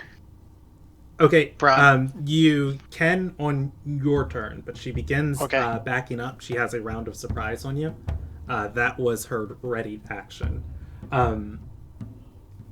Looking inside of the room, there is a woman tied up and slumped on the floor.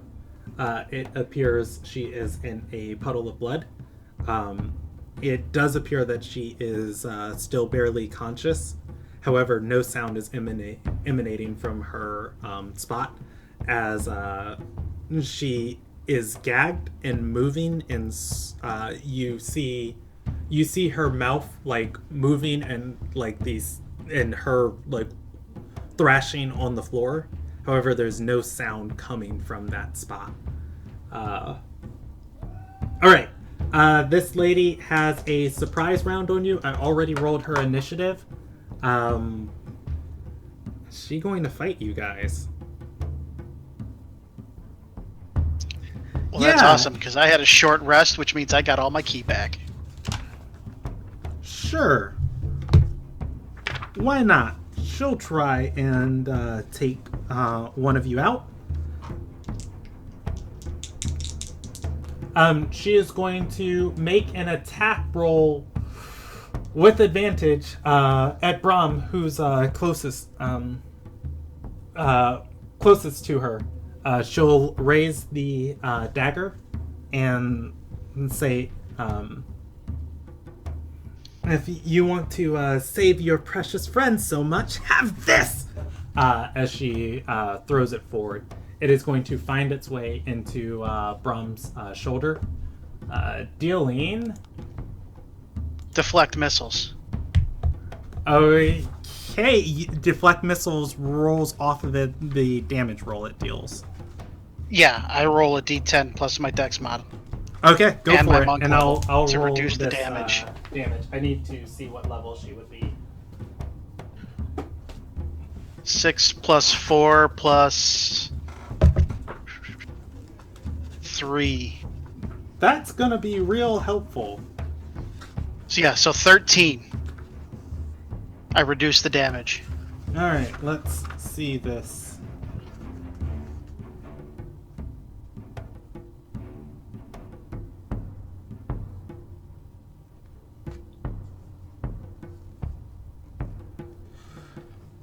All right.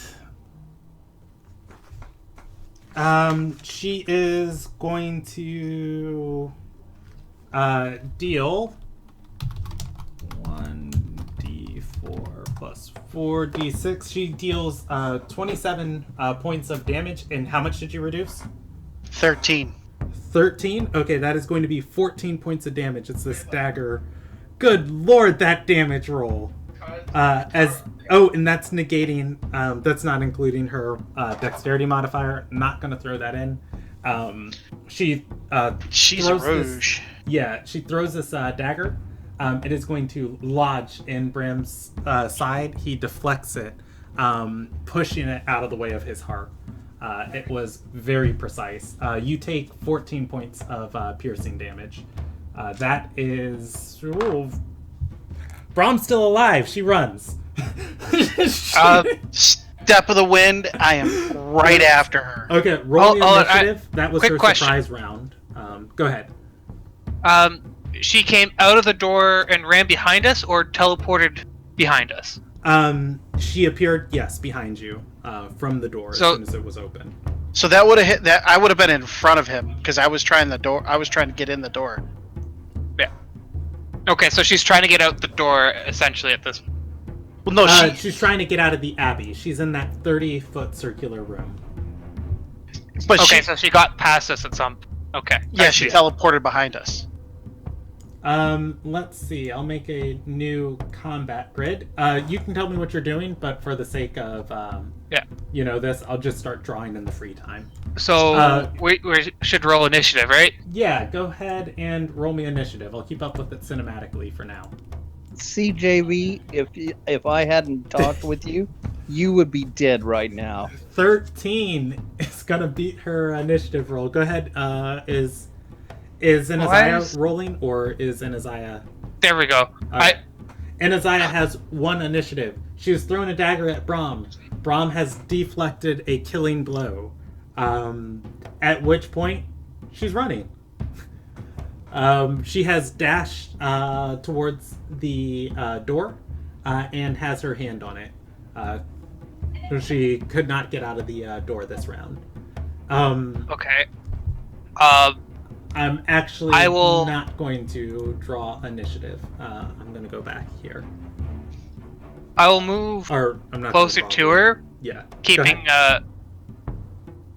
because I'm assuming I won the initiative. I think you said. Yes, you did. So I'm gonna follow after her a little bit and cast Firebolt. Okay. At her.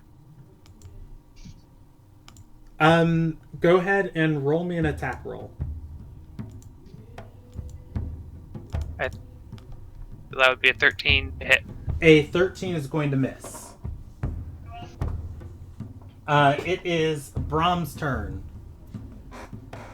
Okay, yeah. Dash, step of the wind. I want to block her path. Okay, she has her hand on the door. She's opening it with her I want to slam into the door as hard as I can to prevent her from opening it. You can do that. So you can step of the wind and move there. I'm not taking your action for that. Oh, okay. Yeah, if I don't need my dad. 30 feet away from you. Okay, yeah. Then I want to slam her into the door to prevent her from opening it and grapple her. All right, roll me a contested athletics check. She contested with acrobatics. Nope. Technically, you rolled athletics, then acrobatics. Oh, yeah. No, she's contesting it with acrobatics. Oh, it's an athletics check to initiate a grapple. All right. She's going to dodge out of the way of Brahm, and yeah, that's Brahm's turn. Oh, it's her. This abbot is surprised. I'm rolling him on initiative. And he will join the initiative round next turn.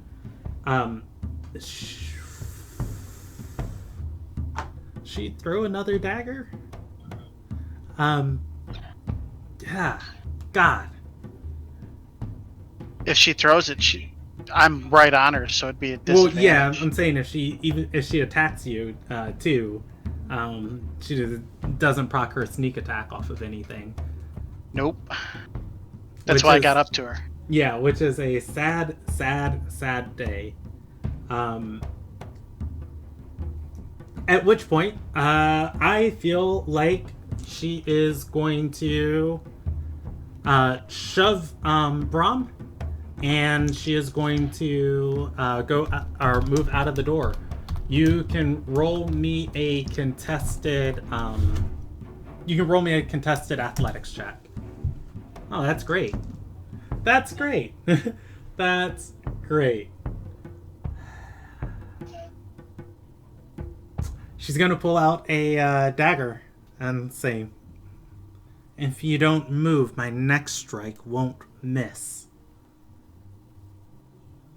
Brahm's only response is to chuckle. All right. Be that as it may. That is this round of initiative. At the top of initiative, Anaziah, it is your turn. Okay, so is the door still open behind them, or is it? Yes, No, it should be is. closed. Okay. No. So the door she's at is closed. The door behind Anaziah, leading into the cleric's room, is open. I'm drawing the grid now as we speak. Okay. Well, I moved away from the door a little bit because I moved towards her so she couldn't get fully away from me. Okay.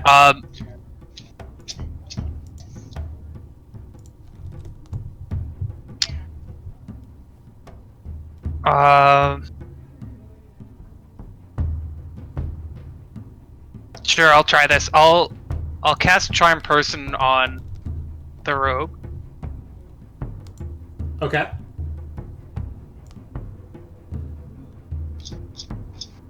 What the hell that didn't.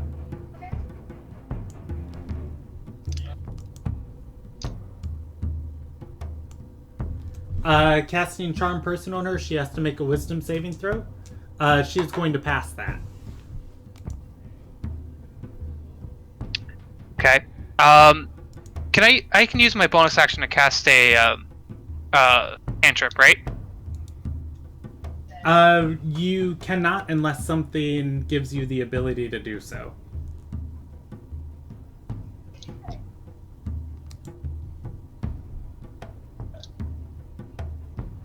Okay.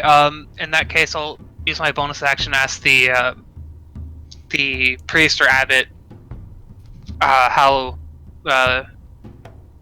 Eve is doing, or Evelyn. Iru. Iru. That's close. Yeah, close like a nuclear missile. I know. It was somewhere around there. It started with an E. All right. And okay, so you are you're gonna ask the abbot how she's doing. Well, she looks nearly dead. So Well, we'll say... but I was more implying, like, is she bleeding out, or is she okay. like? All right.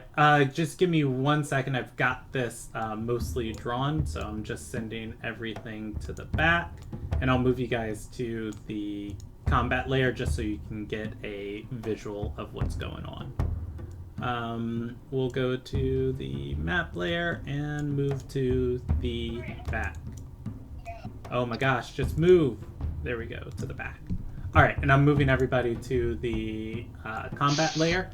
Your tokens aren't going to have all of the functionality here as I have to drag them onto here. This is the Abbey you are at. Let's put Brahm here. Brahm is at this door, and Brahm is at this door, and then Anaziah is also here. Anaziah has moved away from the door. Anaziah is right there. There is a doorway right here that Brahm is blocking that leads out of this abbey. All right, and I will draw the open door right there. That is the open door, and let me pull a cleric, and I will show you where. Now I know there is a priest token. I will show you where the priest is. Alright, here is the priest. She is in a silence area. As soon as that loads, it's going to take a second. And I will show the monk. And I'll just put him on here as a commoner. You want to be a very high level monk. Alright. And he is right here. Alright.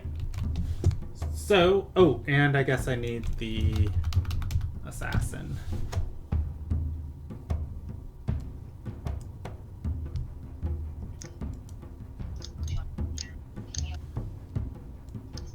And I don't want that. Please and thank you. Alright, so, assassin is at the door. Brahm is blocking the door. The cleric is bound and gagged in the room on the back part of it, and the abbot is right there, looking into the room where the cleric is, asking the abbot how Iru is doing. Iru is very bloodied. She looks to be alive. Does not look like she is rolling death saving throws. At this point, it is Brahm's turn. Brahm is going to grab his staff, hit the assassin as hard as he can with it,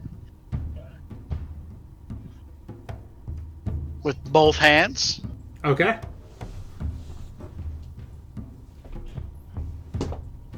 Roll me damage. That is going to deal 10 points of bludgeoning damage, and at which point she is going to stumble back. And then Brahm is going to wedge himself against the door and go into patient defense. All right.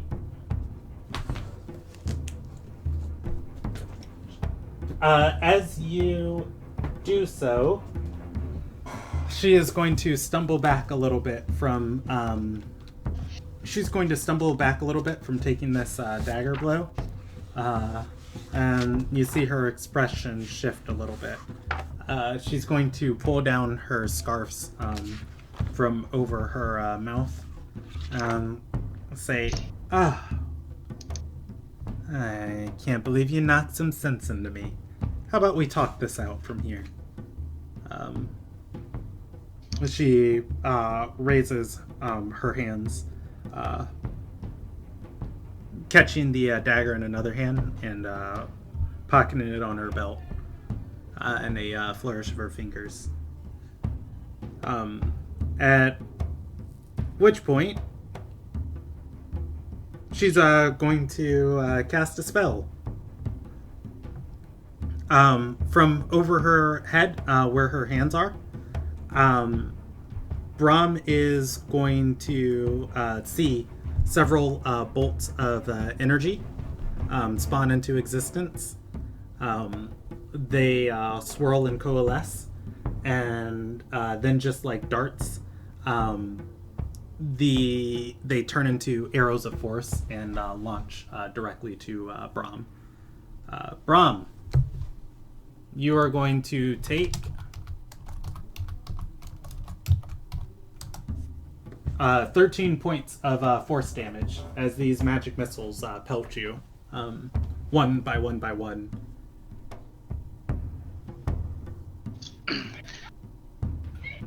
And Brom falls to the floor.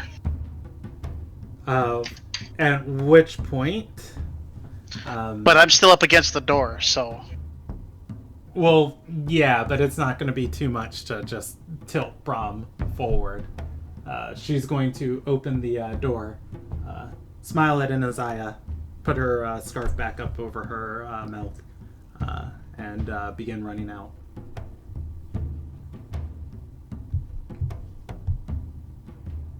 All right.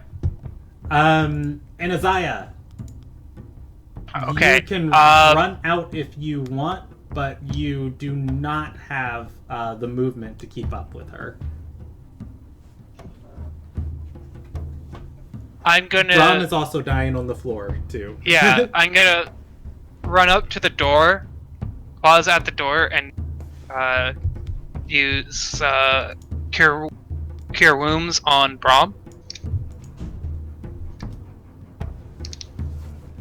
Okay, you can roll that. Brom wakes up before you have to roll any death saving throws. I'm running with a custom rule on falling below 0 hit points. The first time you receive magical healing, when you're at 0 and unconscious, it wakes you up instantly. If you drop to 0 again and you receive magical healing, you have to roll a Constitution saving throw in order to wake up. So the first time, though, Brom is like, he's spasming, and his eye is going to stabilize him. Brom is conscious.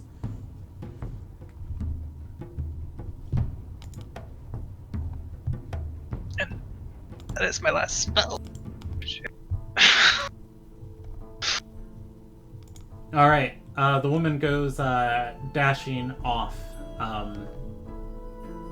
By the time Brom comes to. Now, my question is, she's running off down the tunnel we came in, right? No, the healing house is kind of like a if you were to think of like a shack, it's like a loft that has an entrance from the outside into it. I'm trying to think of maybe like a little greenhouse that was like attached to a house, or like a garage. Okay. Almost like a garage. All right. You guys walked into the healing house. The healing house was empty. Walked from the healing house into through the small study that was there into the abbey. Inside of the abbey, you saw the monk who was just like, oh, her quarters are right there. She has left the abbey. The abbey is attached to the lighthouse. So this door that she ran out, does that go to outside? Yes. It does. Where our friends are? No. That's what I was asking. It would go outside to where your friends are, but they would not be in the immediate vicinity of this door. I will, however, allow Kyath and Nyoka a perception check. Go ahead and just roll me one to see if you just like notice this figure fleeing from this building.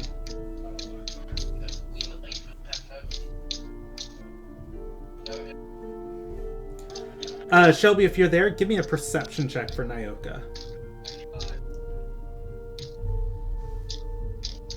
2. Okay, Nyoka. I'm there. I'm yelling at my dog for eating my food. Sorry. Okay, that's fine. Nyoka and Kyath are engaged in a. Well, actually, I guess it would be fair to roll her a stealth check contested by your guys' perception. All right. Yeah, Nyoka and Kyath are both engaged with each other, talking as she dashes out of this building. Well, I figured the assassin would be able to stealth past a 13. Yeah. It is... I'm moving us out of initiative order. Yeah.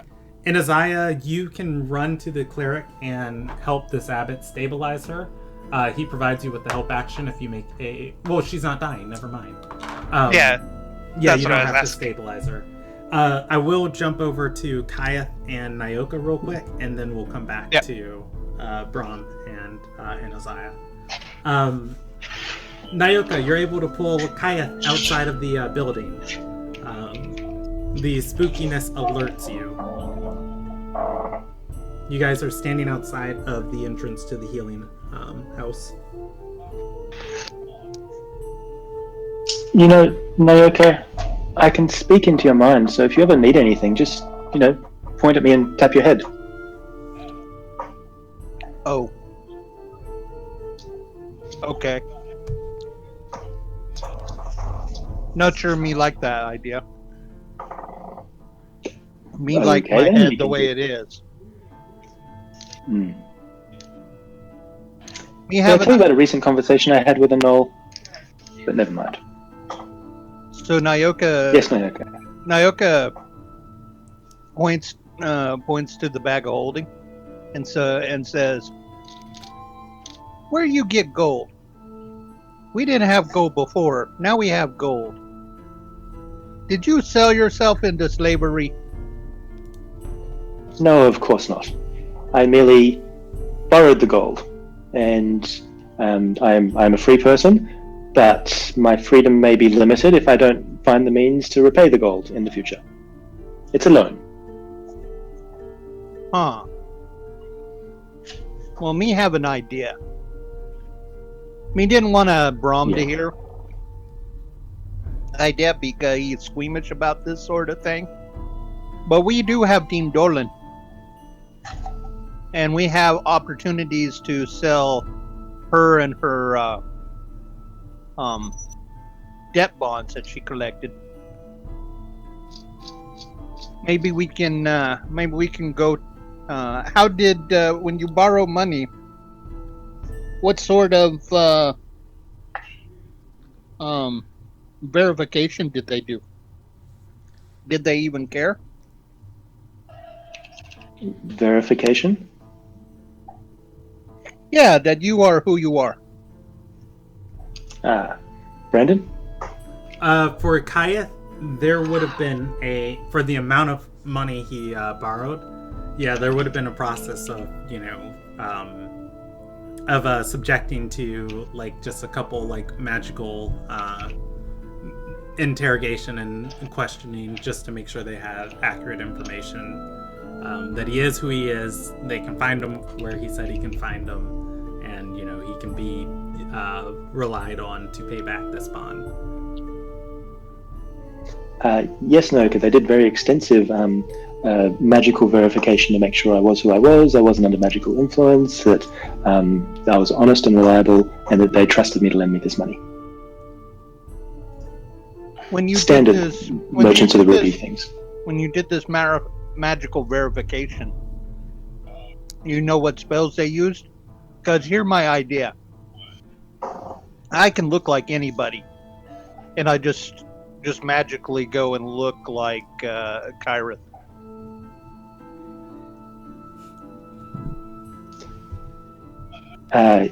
Yes, they would have detected magic to see, because right now that I'm sure you are giving off emanations of illusion for a detect magic spell to sense. That would set people's suspicion up immediately, and also a zone of truth and having to say who you are and that kind of thing. It might be possible, but I think it would take more ability than we have to get past the tests. Well, how about this? How about we go back to Lochliel, pick up those debt bonds, and we could sell them? Me not like the idea of you being a slave. I won't be a slave, Naoka. I'm very confident that that we will secure the means to repay this this loan, and we have months, so it's not an immediate concern. I like your initiative, but I think as a group we agreed that we weren't going to traffic in slaves, and for me it's more important that the group is together and unified than going and looking for a quick gold or two. Oh, Nyoka don't care about that. Nyoka, what they don't know won't hurt them. On a practical point of view, I think sneaking off to Lochliel in the timing we have, because straight after this we're going to go sell our horses, get a wizard, be going home. I think the opportunity is passed for this particular endeavor. But it's a good thought. Maybe you're right. And that's a handy skill you've got there. That will come in useful. The problem is they ain't doing very much on earning anything.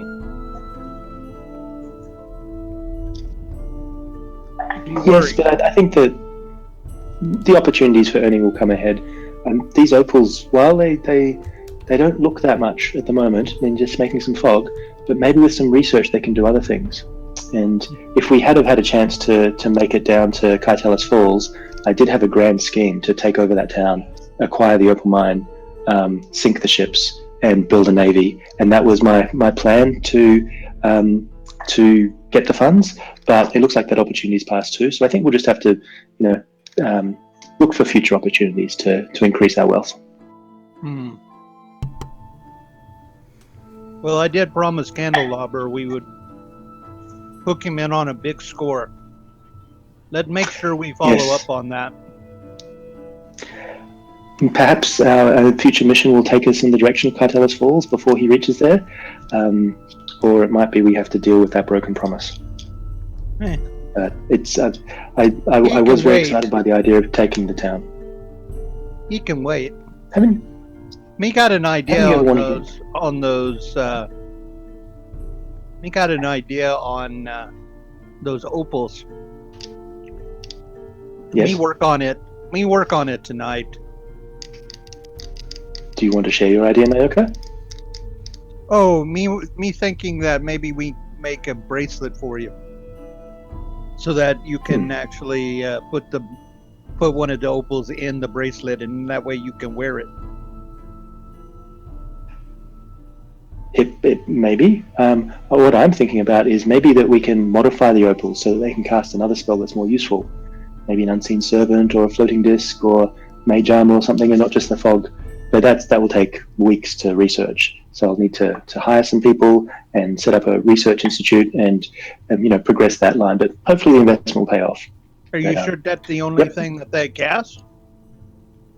I'm not sure. But again, I haven't spent much time with them. But maybe there's opportunity to I have about 1800 gold left, all things told.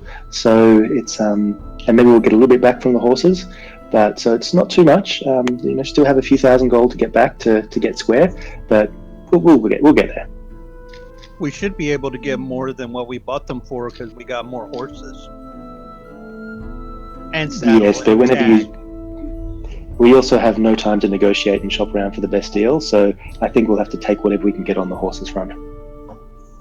Well, that's why you let Nayoka do it. Okay, Nayoka, you're in charge of selling the horses for as much as you can. Okay. Man, what's taking them so long? It's like they're fighting or something in there. Speaking of which... Maybe the priest is making them arm wrestle. Yeah, speaking of which, let's jump over to Inaziah and Brahm. Yeah, hold on. I want to add this just because it's going to be funny, because Nayoka rolled a natural 1 on their perception check. Behind Keyleth, there's a fireball that passes through the distance. Oh yeah, just, the fireballs at the Flame Assassin. Yeah. Right. No, what the natural 1 is Nayoka saw it. Nayoka just discounted it for things happen in the clutch. Yeah. It didn't actually happen, but I just think it would be hilarious if fireball goes flying past. Like, natural 1 they must be perception. fighting or something. The assassin runs past Nayoka and trips. Nayoka grabs her arm and is like, "Here, let me help you up, pretty lady. All right, have a good day." All right, anyways, Kaya. I'm kidding. All right, so jumping back. There was one thing that Nayoka also asks Kyrith as it pans out, and he's just like, "So now that you have money, Nayoka get more, right?" Get more what? More money. Would you like a salary, Nayoka? Nayoka always wants a cut. At the moment, I don't really have money. I owe money. When I have money, I will definitely share it. So I never fear, Nayoka. As I rise in the world, so will you too. You will definitely do well. And Nayoka grumbles just like the blue lady. All right. What, just like the blue lady? Oh, I'm assuming always promising more money later. Yeah. For we're gonna jump back over to Inazaya and Brahm. Brahm is conscious, helping the cleric out of the binds. Both of you have a 15 on a passive perception. Stepping into this room, you can see what you mistaked earlier for a puddle of blood is indeed not a puddle at all. There are small scratches on the stone floor here, and while it is a circle, you can see that the blood has intentionally been moved around into the shape of a sigil. It is a drawing, however, as blood is not the best thing to... Streams of blood are not the best thing to draw with. It is hard to make out what exactly it is without a insight check or a history check.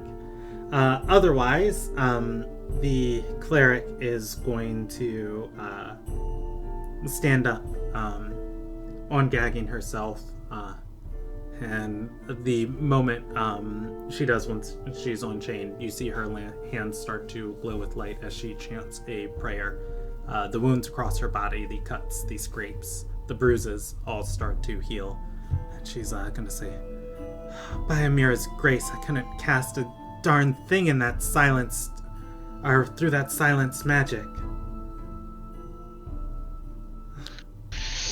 I owe the world Rob Walker's just favor kind to of you. looks at her, and he is fucked up. He goes, I tried. You tried valiantly. Fortunately, I could have kept chasing, but I didn't want to risk losing you, my friend Brom. Always get the target. I'll survive. I've survived worse than that.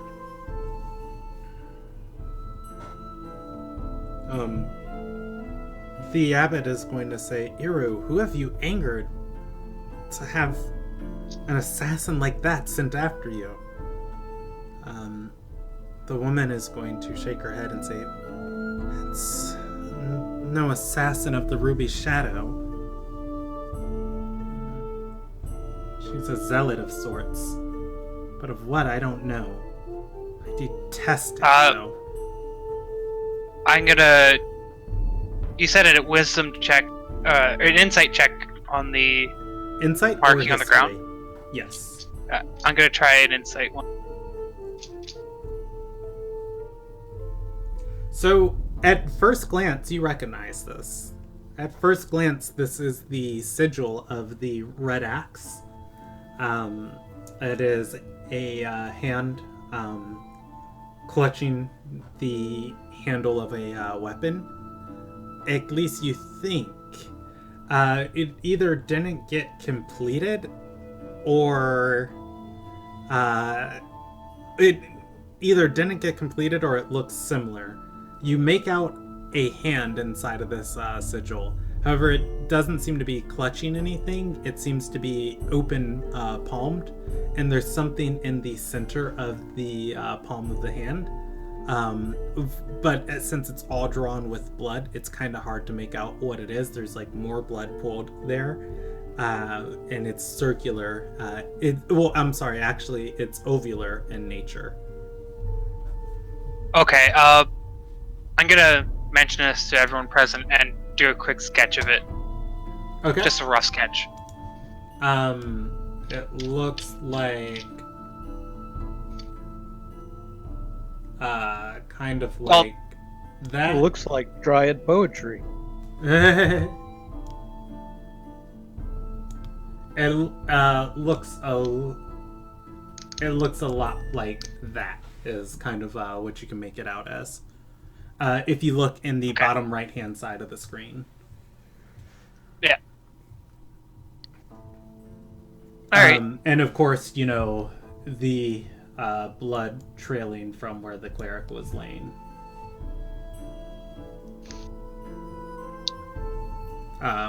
At which point, she's going to stand up and say, I am moving from the edge of the high docks into the very heart of the town.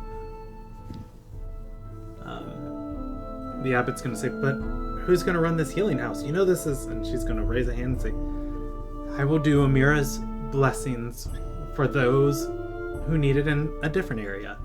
And she'll look to both Inaziah and Brahm and say, I owe you a debt of gratitude that can't be repaid. Please. She gestures for Brahm's hands. And she casts a spell, holding it, the light of it between her two hands, waiting for Brahm to touch her. Brahm touches her. Alright, she is going to heal you. She casts inflict wounds. Bye, Brahm.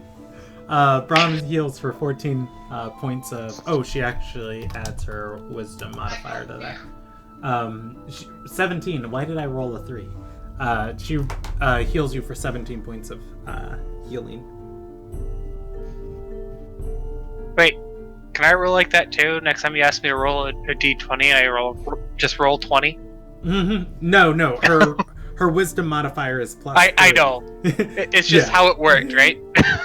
No, her wisdom modifier is plus 3, so I needed to add 3 more to 14, so I typed /R3 instead of just doing the math in my head, but whatever. I know, but that's what I'm saying. Like, as a joke, I was like, can I roll the next 20 like that? Like, roll Sure. R... Roll me a /R20. for a reason. I'm kidding. And, All right, so she heals Brahm. Afterwards, she's going to look towards Anaziah and say, all right, sir, what brings you here? I'm sorry you found me in such a state. Well, long story short is we ran into some trouble of our own this morning, and a specter of some sort aged me several years. We're hoping to find someone to reverse the effects. We were told to come see you by Lord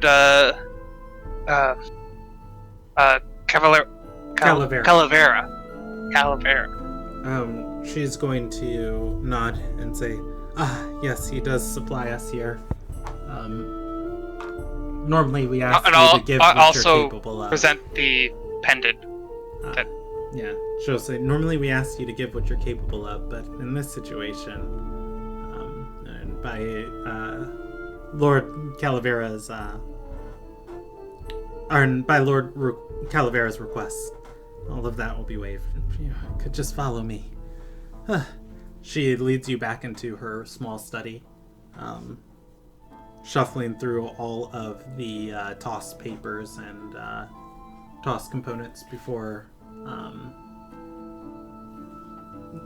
coming. I think it's a diamond dust worth 100 gold. She finds like a small bag and a couple other things and sits you down on one of the beds. She begins casting greater restoration on you. And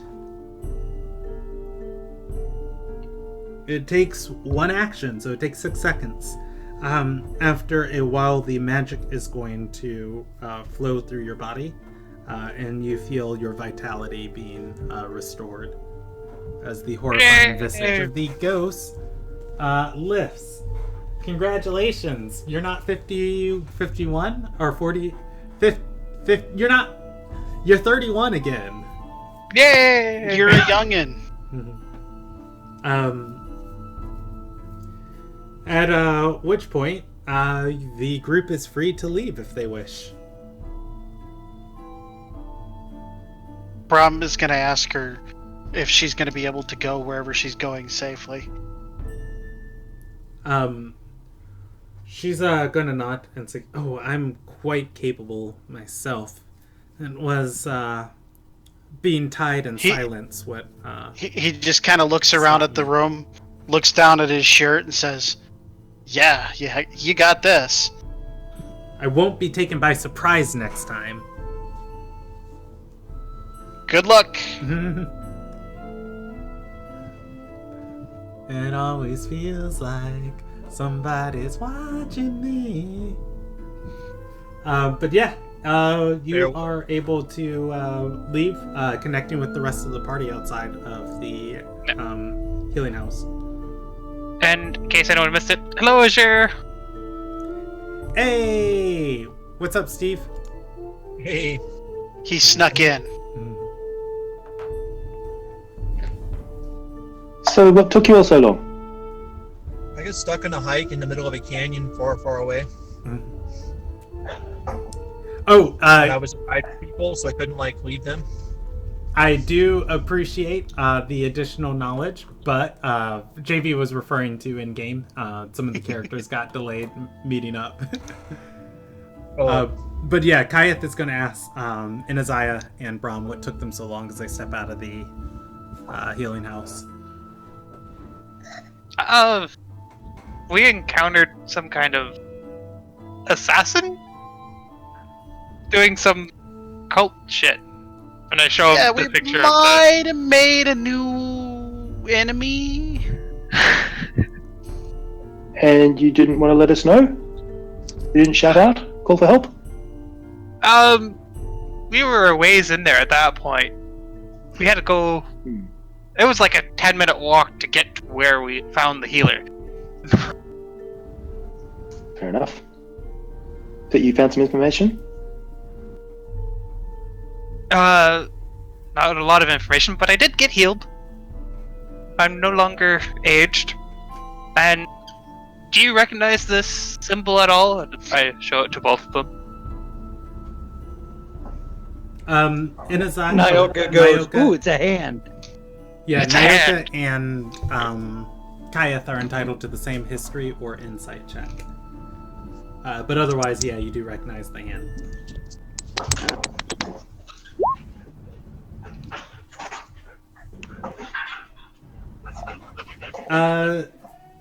Nyoka isn't going to roll. Yeah. To Kayeth, it seems like a bigger version of the Red Axe sigil. Again, however, it's missing. Its fingers aren't outstretched. It's a knuckle instead of a hand, and it's wrapped around the handle of a weapon.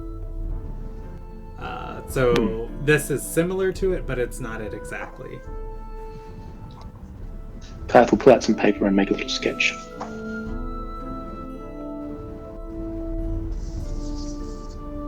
And where was this sigil? It was on the floor that we assumed the assassin was drawing in the blood of the healer we were sent to go seek out. And did this assassin say, did you defeat the assassin? No, she ran out this way. She must have ran past you guys. I had to save Brahm because I didn't see he her. was bleeding out. Nice or nothing. Must have been a skilled adversary. Almost killed me in one shot. Luckily, I'm quick. Well, if you're going to get injured anywhere, a place of healing is the wisest place to do so. Yeah. Wonder if it's the same people that hurt our friends. Could be.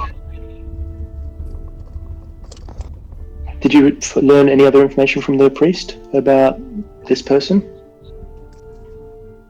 They didn't seem to know anything about it. They couldn't even recognize the symbol that they were painting in blood. Well, I think that the assassin was painting the symbol, leaving it as some sort of warning. Possibly.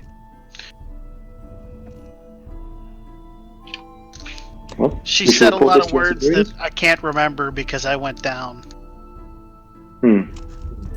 She Do you did remember say Anastasia? the healer we just went to see. She did say that she was going to move as a result of this into the high docks, where she feels she'll be safer. As would I. Yeah. Brandon, can I make a history check to remember what she said?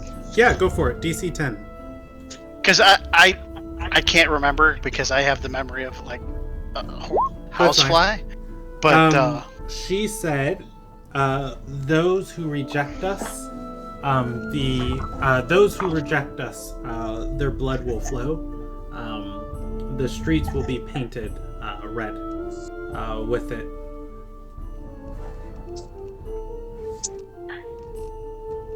yeah, Brom shares that after a few minutes. Well, we shall report this to our superiors, and I think we should return home as soon as we can, so that we can start to organize a response to these cultists. Yes. Oh, Brahm, Yes. you did see her face, by the way. Yes. She took off her mask and revealed it to you. Yes, I relay that. What did she look like? She I'm not gonna make you roll a new history check for that. I will say she had very angular features. From just like the little bit you can tell, the complexion and everything, definitely looked like Dorai in nature. She had some either elven heritage or was an elf. Okay, I relay that and I say I try to remember if we see her, but when she hit me with that magic missile and knocked me out, everything went fuzzy. Did you see her whole face? I saw her face as she threw the magic missiles at me, and I don't remember much. All I can remember is that she was a Darai and maybe an elf at one point in her lifespan. Well, good recollection after nearly dying. We were lucky to have you with us today. Yeah, 2 hits.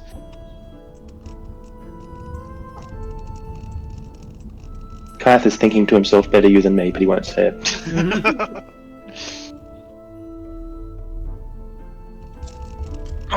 Well, this has been an eventful day. So, should we try and sell our horses and then meet our contact and leave? Sounds like a plan. Let's get out of Over here. to you, Nayoka. All right. If you track down the stable you guys bought the horses from, We're not going to do that, because you're not going to get the best deal from the people that you bought the horses from. okay, where are you guys going to sell them at? Nyoka's going to go into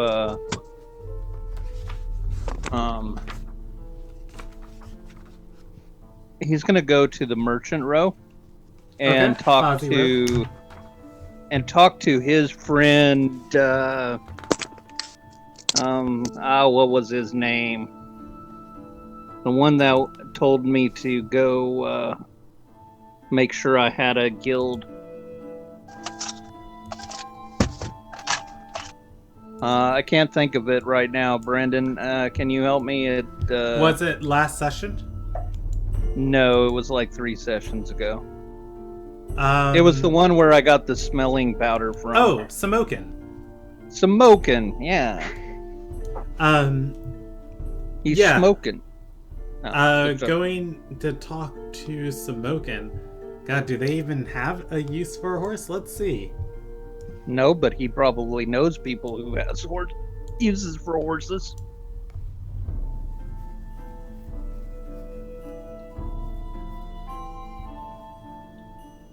Are y'all there? Yeah, I'm Yes. here.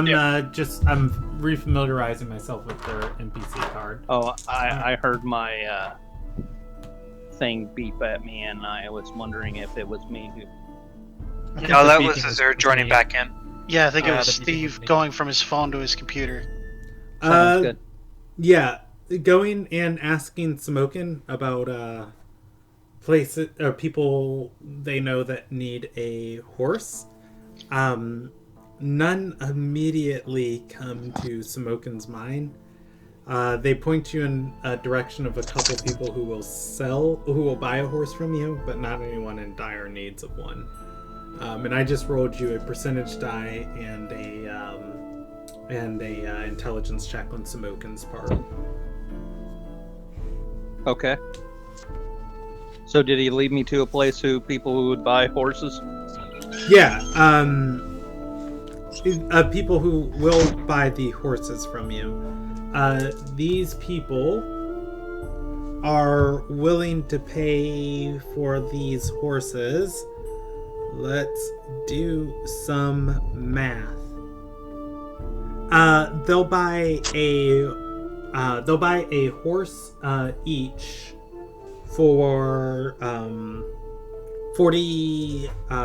They'll buy a horse each for 42 gold, and they will buy they'll buy the saddles from you for 7 gold apiece.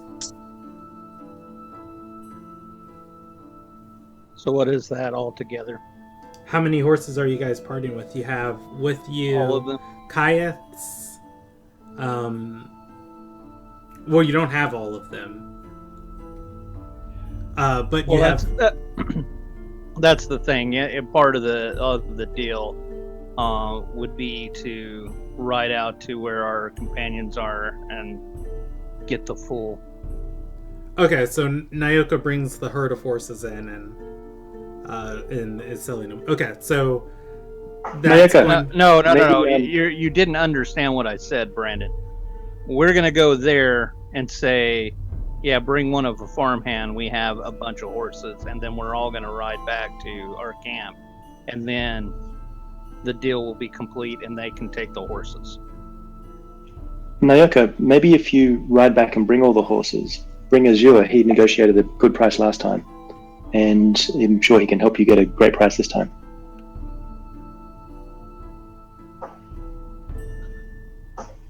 Okay. I won't make this more complicated than it needs to be. Okay.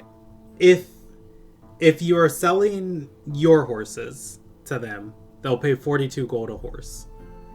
If you are having them come out and get the horses, they pay 25 gold a horse. Simply because anybody asking you to go to the outskirts of Beechwood Retreat, no matter how trustworthy they are, there is a risk factor involved in it that's going to influence there's something going on. All right. Yeah. Then Nyoka would be like, then I'll bring the horses too. Okay, so Nyoka is going to sell all of the horses. That's going to be Kayeth's horse. I think that would be 8 in total. Yeah, I'm counting The 6 of us plus Dean Dolan's and Okay. Lazzie's. We're bringing Lassie with us? Yes. Oh, okay. I just want to make sure, because I couldn't remember if we were bringing him to the coven or not. All right. Yeah, you're able to lead all of these horses in town, tying ropes across each of their bridles or between their bardings. I don't know which would be the proper way to lead them. And they'll buy each one from you for 42 gold. So let's see.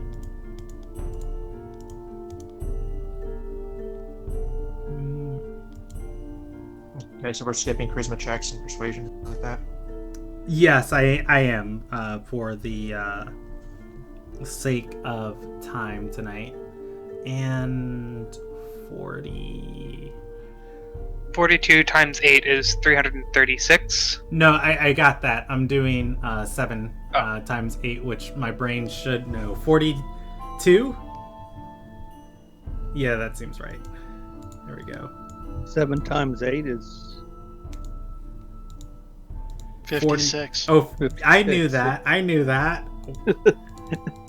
I don't know why my brain just farted there. All right, 392 gold is how much you make from selling these. Naoka will be back with the party in a little bit. Jumping over to the rest of the party. Before all of this happens, Steve, are you there? Your mic is muted if you are.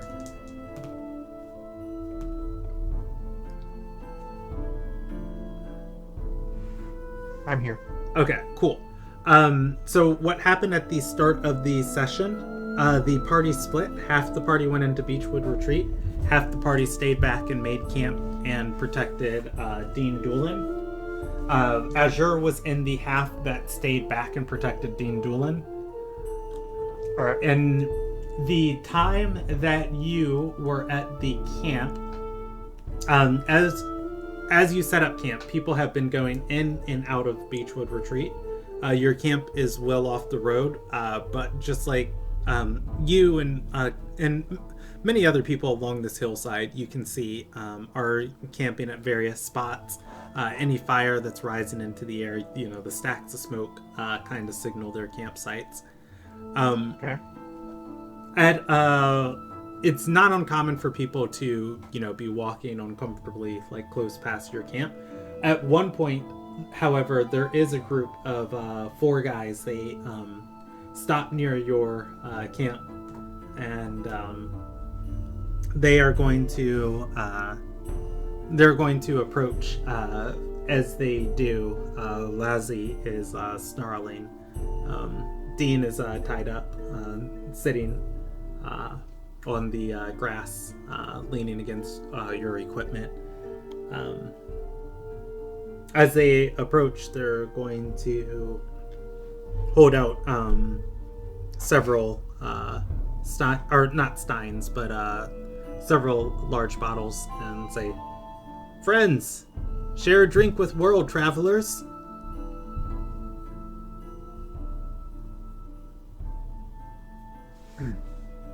He'll respond by taking one and clanking them together with them and basically making it seem like he took a drink, but kind of watching them. All right. They'll lead their horses to like nearby trees and... Someone's talking and I can't hear. Hold on. Oh, sorry. I said they will... Just a sec. Oh, okay. Okay, cool. I gotta get my computer active.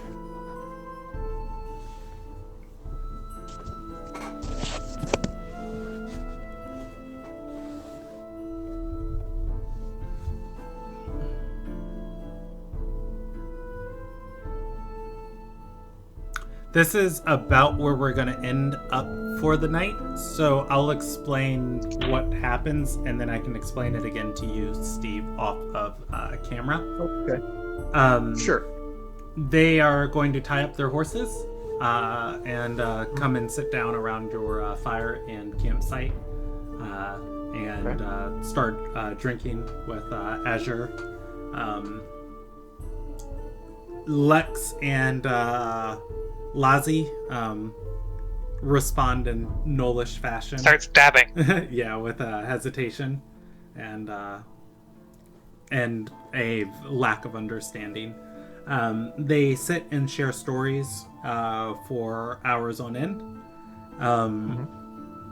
When the party arrives, the party is going to arrive to this scene going past, or rather, well after sunset, to these 4 joining your group, Azure, them, and I'll roll Lex if they come around die. Yeah, and eventually Lex drinking around the campfire. It is a festive and merry time, and we will pick up here next session. All right, so let's do experience for tonight. I just had a very pleasant, slow session planned for you guys. You literally got a 1 on a D percentile die when you went to see the cleric, and I was like, oh, good things are not happening to her. Good things are not happening here at all. So, unexpected combat! Yay! But hey, I'm going to give you guys experience. 100. I'm going to give you 1 major tick of experience for a fluid and logical reintroduction of Lex's personal story. Verlikus. You guys have met the very ominous merchant with ties all around the Eastern Sea. You also cured Inaziah of the horrifying visage. I think that is a reward unto itself. And whoever these women are that are recruiting women from Beechwood Retreat are definitely stepping up their tactics as Beechwood Retreat is becoming much more dangerous. People are being attacked. So I'm going to give you guys another major tick of experience for that. Was there anything that deserved minor experience tonight? Didn't die. That's a reward unto itself. I'm going to say, all in all, 300 experience for tonight. And you guys didn't defeat that lady, but let me see how much EXP she would have been worth, because you did survive when she could have potentially one-shot each of you if she would have gotten another way to get her sneak attack off. I don't know. I think she would have had a bit of a tough time one-shotting me. I'm pretty tanky for this level.